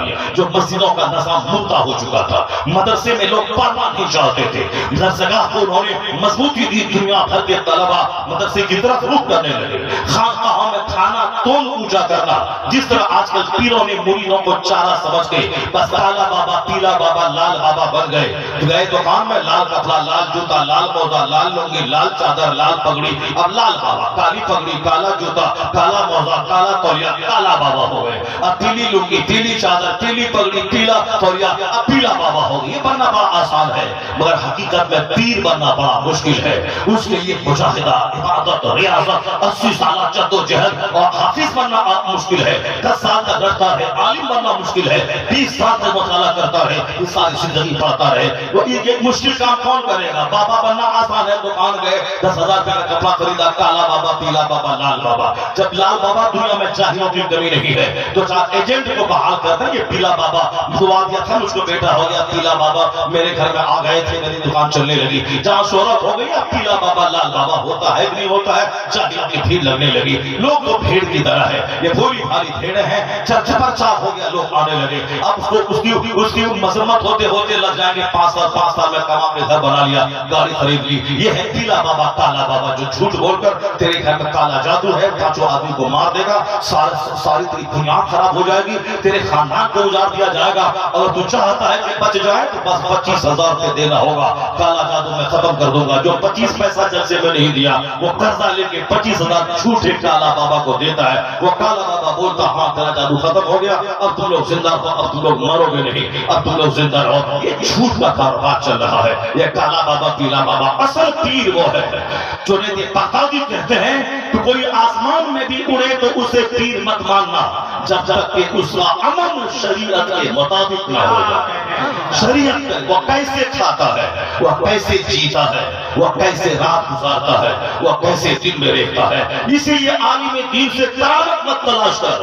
یہ اگر 5 وقت کی نماز پڑھتے ہیں, ہمارے بچوں کو قرآن پڑھاتے ہیں, یہ مسجدوں میں رہ کر کے ہمیں دین سکھاتے ہیں, یہ سمجھ لے کہ تمہارے علاقے کا کتب ہے, یہ کتب ہے.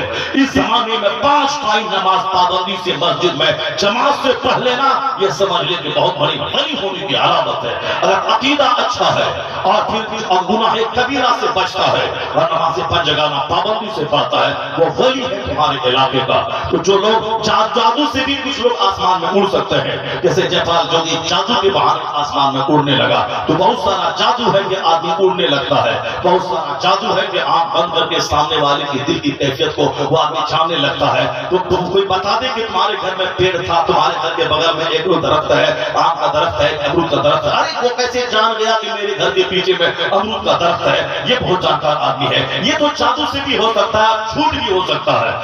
ہمارے گھر کے بغل میں امرود کا پیڑ ہے, یہ سب لوگ لگاتے ہیں, بول دیا لگ گیا. ارے یہ کیسے جان گیا امرود کا پیڑ ہے. اب بس ایک بار جھوٹ بول دیا, سامنے والا پھنس گیا, لیا 10,000 روپے, کام بن گیا. اس میں پیسہ اپنا اچھے کام میں خرچہ کیا کر, اچھے کام میں لگا تاکہ نہ داروغہ لوٹے، نہ کوئی عامل لوٹے، نہ کوئی بے ایمان لوٹے۔ اپنا پیسہ صحیح راہ میں خرچہ کر، اللہ برکتیں دے گا۔ ان چوروں سے پیسے کو بچائے گا، ان ڈکیتوں سے بچائے گا، ان الوؤں سے بچائے گا۔ اور جو مسجد مدرسہ میں پیسہ خرچ نہیں کرے گا، اس کا پیسہ یہ پورا عامل لوٹے گا، یہ داروغہ لوٹے گا، یہ ڈاکٹر لوٹے گا۔ حضور کہتے ہیں داؤ مرضاکم بالصدقہ، اپنے مریضوں کا علاج صدقہ کر کے کیا کر، یعنی پہلے تو پیسہ تو غریب کو دے دے، پھر ڈاکٹر کے پاس جانا، جہاں 2 لاکھ خرچ ہونے والا ہوگا، یہ صدقے کی برکت سے 2 پیسے میں تیرے بیمار کو شفا مل جائے۔ نعرہ تکبیر، نعرہ رسالت، تاجدار اولیاء کانفرنس۔ اس لیے اپنا پیسہ نیک کام میں خرچ کیجیے، اپنا دسترخوان نیک لوگوں کے لیے بچھائیے۔ اگر روٹی آپ کا کوئی نیک آدمی کھایا، امام مؤذن کھایا، تو مؤذن اذان دے گا، اذان دینے میں طاقت لگتی ہے، آپ کی روٹی کی طاقت اذان میں شامل ہوگی، آپ کو بھی اس میں ثواب مل جائے گا۔ اگر مولانا کو آپ نے روٹی کھلایا، مولانا 5 گھنٹے بیٹھ کے بچوں کو پڑھایا، یا پھر وہ رات میں 10 رکعت نماز نفل پڑھا، تو آپ کی روٹی کی طاقت بدن میں رہے گی، تو طاقت آپ کی رہے گی، یہ نماز پڑھے گا، گویا آپ بھی اس نیکی میں شامل ہو گئے۔ ماشاءاللہ، اس لیے حضور نے فرمایا کہ لا یاکل طعامک الا التقی، تیرا کھانا صرف نیک آدمی کھائے، نیک آدمی کو کھلائیے، نیک راہوں میں خرچ کیجیے۔ اور سب سے بڑا کام آج کے اس جلسے میں ہو جائے، نعت بھی سننی ہے، کتاب بھی سن لیا، اور بھی کتاب سننا باقی ہے۔ تھوڑی دیر کے بعد میں تھوڑا سا ویرام لیتا ہوں 10 منٹ کا، اس کے بعد میں غوث اعظم کی زندگی میں وہ کہانی سناؤں گا کہ سرکار غوث پاک تقریر کر رہے ہیں، خبر ملی کہ بیٹا مر گیا، مجھ کو ابھی خبر ملی کہ بیٹا مر گیا تو میں یہی مر جاؤں گا۔ اتنی شدید محبت اولاد سے لوگ آج کل کر رہے ہیں، مگر وہ میرے غوث تھے، مجھ میں یہی فرق ہے۔ تقریر چالو ہے، کہا بیٹا مر گیا، انا للہ و انا الیہ راجعون، انا للہ و انا الیہ راجعون۔ پھر تقریر چالو ہے، پھر کچھ دیر کے بعد حضور جنازہ تیار ہے، نہلا دھلا کے کفن پہنا کے بیٹے کے جنازہ حاضر ہے۔ حضور ممبر سے نیچے اترے، غوث اعظم نماز پڑھا دی، پھر دل کی خدمت چالو ہے۔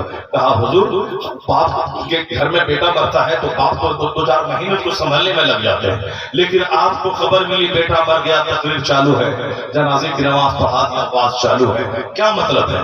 غوث اعظم نے کیا جواب دیا تھا؟ یہ جواب ایک نور ہے، ایک پرکاش ہے، ایک ماڈل ہے۔ وہ جواب میں بتاؤں گا بھی 10 منٹ کے بعد غوث اعظم نے کیا جواب دیا۔ وہ جواب ایسا جواب کہ سینہ کھل جائے گا، چہرہ مسکرا اٹھے گا، جینے کا حوصلہ مل جائے گا۔ سب سے پہلے ابھی گاؤں کی مسجد کی تعمیر ہونے والی ہے، جس کے لیے اتنے بڑے بڑے شعراء کو بلایا گیا ہے تاکہ ان کے نام پہ مجمع ہو اور پھر ان لوگوں سے دین کا کام کروایا جائے اور مسجد کی تعمیر کا کام ہو جائے۔ اس لیے پہلا آدمی اس جلسے میں آواز دیتا ہوں، سرکار غوث اعظم کا قادری غلام کوئی ہو جو 11,000 روپے اس چھوٹی سی مسجد کی تعمیر جدید کے لیے، یعنی چھوٹی سی مسجد ہے اس کی نئی تعمیر ہونی ہے، اس کے لیے 11,000 روپے اس مجلس خیر میں غوث اعظم کے نام پہ کوئی دے دے۔ نام کو کون ہے؟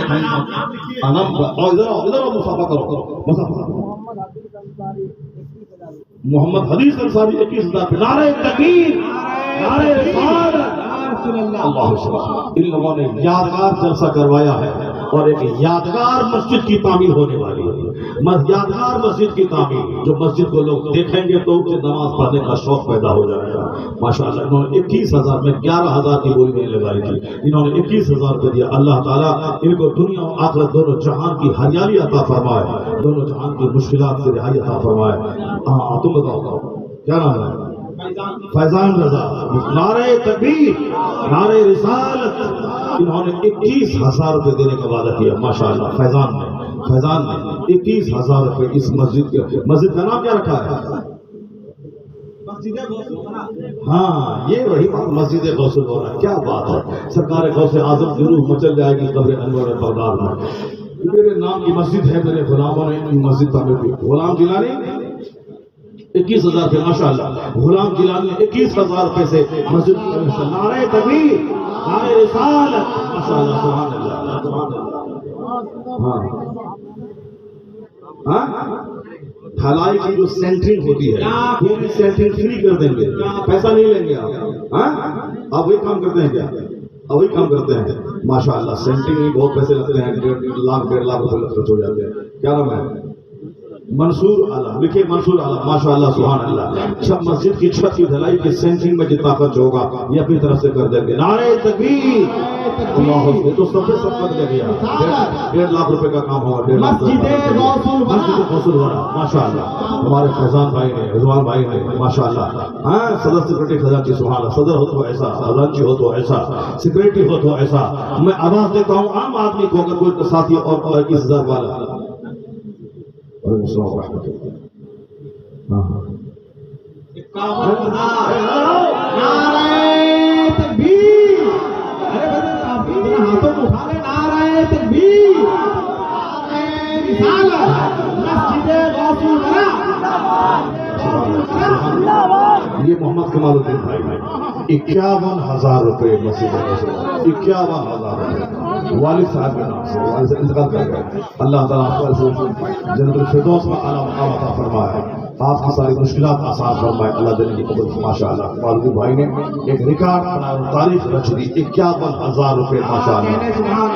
لکھتے جائیے خزان کے بھائی. سبحان اللہ سبحان اللہ سبحان اللہ. حاجی صدیق صاحب ماشاء اللہ. کہاں ہے صدیق صاحب؟ کہاں ہے صدیق صاحب؟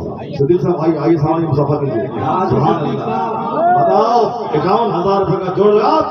سبحان اللہ سبحان اللہ. آپ حاجی صدیق ہیں؟ حاجی صدیق صاحب 11,000 لے لیے. حاجی صدیق 11,000. اللہ تعالیٰ قبول فرمائے. اللہ تعالیٰ بے شمار مشکلات سے رعایت عطا فرمائے. تمام جائز کرنے کا حاجتوں کو پوری فرمائے. موین انصاری خرید گڈھا، چلو 1,000 روپے انہوں نے دیا. اللہ مشکلات آسان فرمائے. اللہ صحت. 51,000 کا جواب آنا چاہیے. حضور تاج الشریعہ کے فیضانے. بس 51,000 کا جواب آنا چاہیے. اتنا بڑا مجمع ہے ماشاء اللہ. اتنا بڑا مجمع ہے. اللہ تعالیٰ اس جلسے کو قبول فرمائے. 51,000 روپے کا جواب. کوئی دوسرا ہو. آج کل بچے بیمار پڑتے ہیں تو لاکھوں لاکھ روپے خرچ ہو جاتے ہیں. محمد تصور انصاری، تصور انصاری زندہ باد. 21,000 روپے. 21,000 ماشاء اللہ. 21,000 روپے. اللہ تعالیٰ نے جزائے خیر عطا فرمائے. اللہ تعالیٰ صحت عافیت نصیب فرمائے. بال بچوں کو ہر سال 12 تقریر ہم 12 سال تک کیے ہیں ایک ہی محلے میں تقریر. وہاں مسجد تھی بہت بڑی، مگر اوپر میں وہ تال پترا تھا. وہ شیٹ کی والی مسجد تھی. لوگوں نے سوچا کہ آبادی بڑی گھنی ہے، اس کو 5 منزلہ بنا لیں. لگ بھگ 2 کروڑ روپے کے پروجیکٹ سے اس مسجد کی تعمیر ہونی تھی. اب وہ پریشان تھے. 15-16 لاکھ روپے صرف ان کے پاس تھے. پیسے کہاں سے آئیں گے؟ لوگ کیا کہ چلے تاج الشریعہ کے پاس گئے. حضور ابراہیم بھائی جان کے گھر میں ٹھہرے تھے. ابراہیم بھائی جان پورے بمبئی کے بہت بڑے پیسے والوں میں شمار ہوتے ہیں. ان کا نام حضور کہہ دیے 10-20 لاکھ روپے ہم کو دے دے تاکہ کام آسان ہو جائے مسجد کا. حضرت نے کہا ابراہیم بھائی جان نہیں دیں گے تو کیا مسجد نہیں بنے گی؟ کیا سبحان اللہ. ابراہیم بھائی جان نہیں دیں گے تو مسجد نہیں بنے گی. کیا ابراہیم بھائی جان کر رہا ہے. چلو ہاتھ اٹھاؤ. لوگوں نے ہاتھ اٹھایا. تاج الشریعہ نے دعا کر دی، اللہ اس مسجد کی تعمیر کے لیے اسباب غیب سے عطا فرما دے. تاج الشریعہ کی دعا تھی. ابراہیم بھائی جان سے نہیں بولا گیا. لوگ تو مایوس ہو کے وہاں سے لوٹ گئے. تاج الشریعہ ہم لوگوں کا دل رکھنے کے لیے دعا کر دیے. ابراہیم بھائی جان سے پیسہ نہیں دلوایا. لوگ اداس مایوس ہو کے لوٹ گئے. مگر اسٹیٹمنٹ ہے ان کا جو اس مدرسے کا مسجد کا سیکرٹری تھا عبد المجید بھائی، اس نے مجھ سے کہا اس وقت تو مایوس ہو کے لوٹ گئے. بعد میں جب پیسوں کی بارش ہونے لگی، کہاں سے غریب لوگ 10,000 20,000 1 لاکھ 2 لاکھ 4 لاکھ کروڑوں کی 5 منزلہ مسجد تعمیر ہو گئی. سمجھ نہیں پائے. ہم لوگ ابراہیم بھائی جان سے 10 لاکھ لے کے آ جاتے، تعمیر نہ ہو پاتی. تاج الشریعہ نے 10 کروڑ کا انتظام فرما دیا. اللہ اکبر. بزرگوں کی دعا سے کیا نہیں ہوتا ہے. کون جانے تاج الشریعہ کون تھا. باقرا رسید کٹوانا 35 سال پہلے کیا مطلب ہے. انہوں نے رسید کاٹ دیا، پیسہ لے لیا. اس کے بعد خیریت تو ہے وہاں. آج رات میری ایک بھینس چوری ہو گئی ہے، اسی کو تلاش کرنے کے لیے میں نکلا ہوں. یعنی جب مال چوری ہو جائے تب آدمی کو صدقات و خیرات کا خیال آتا ہے.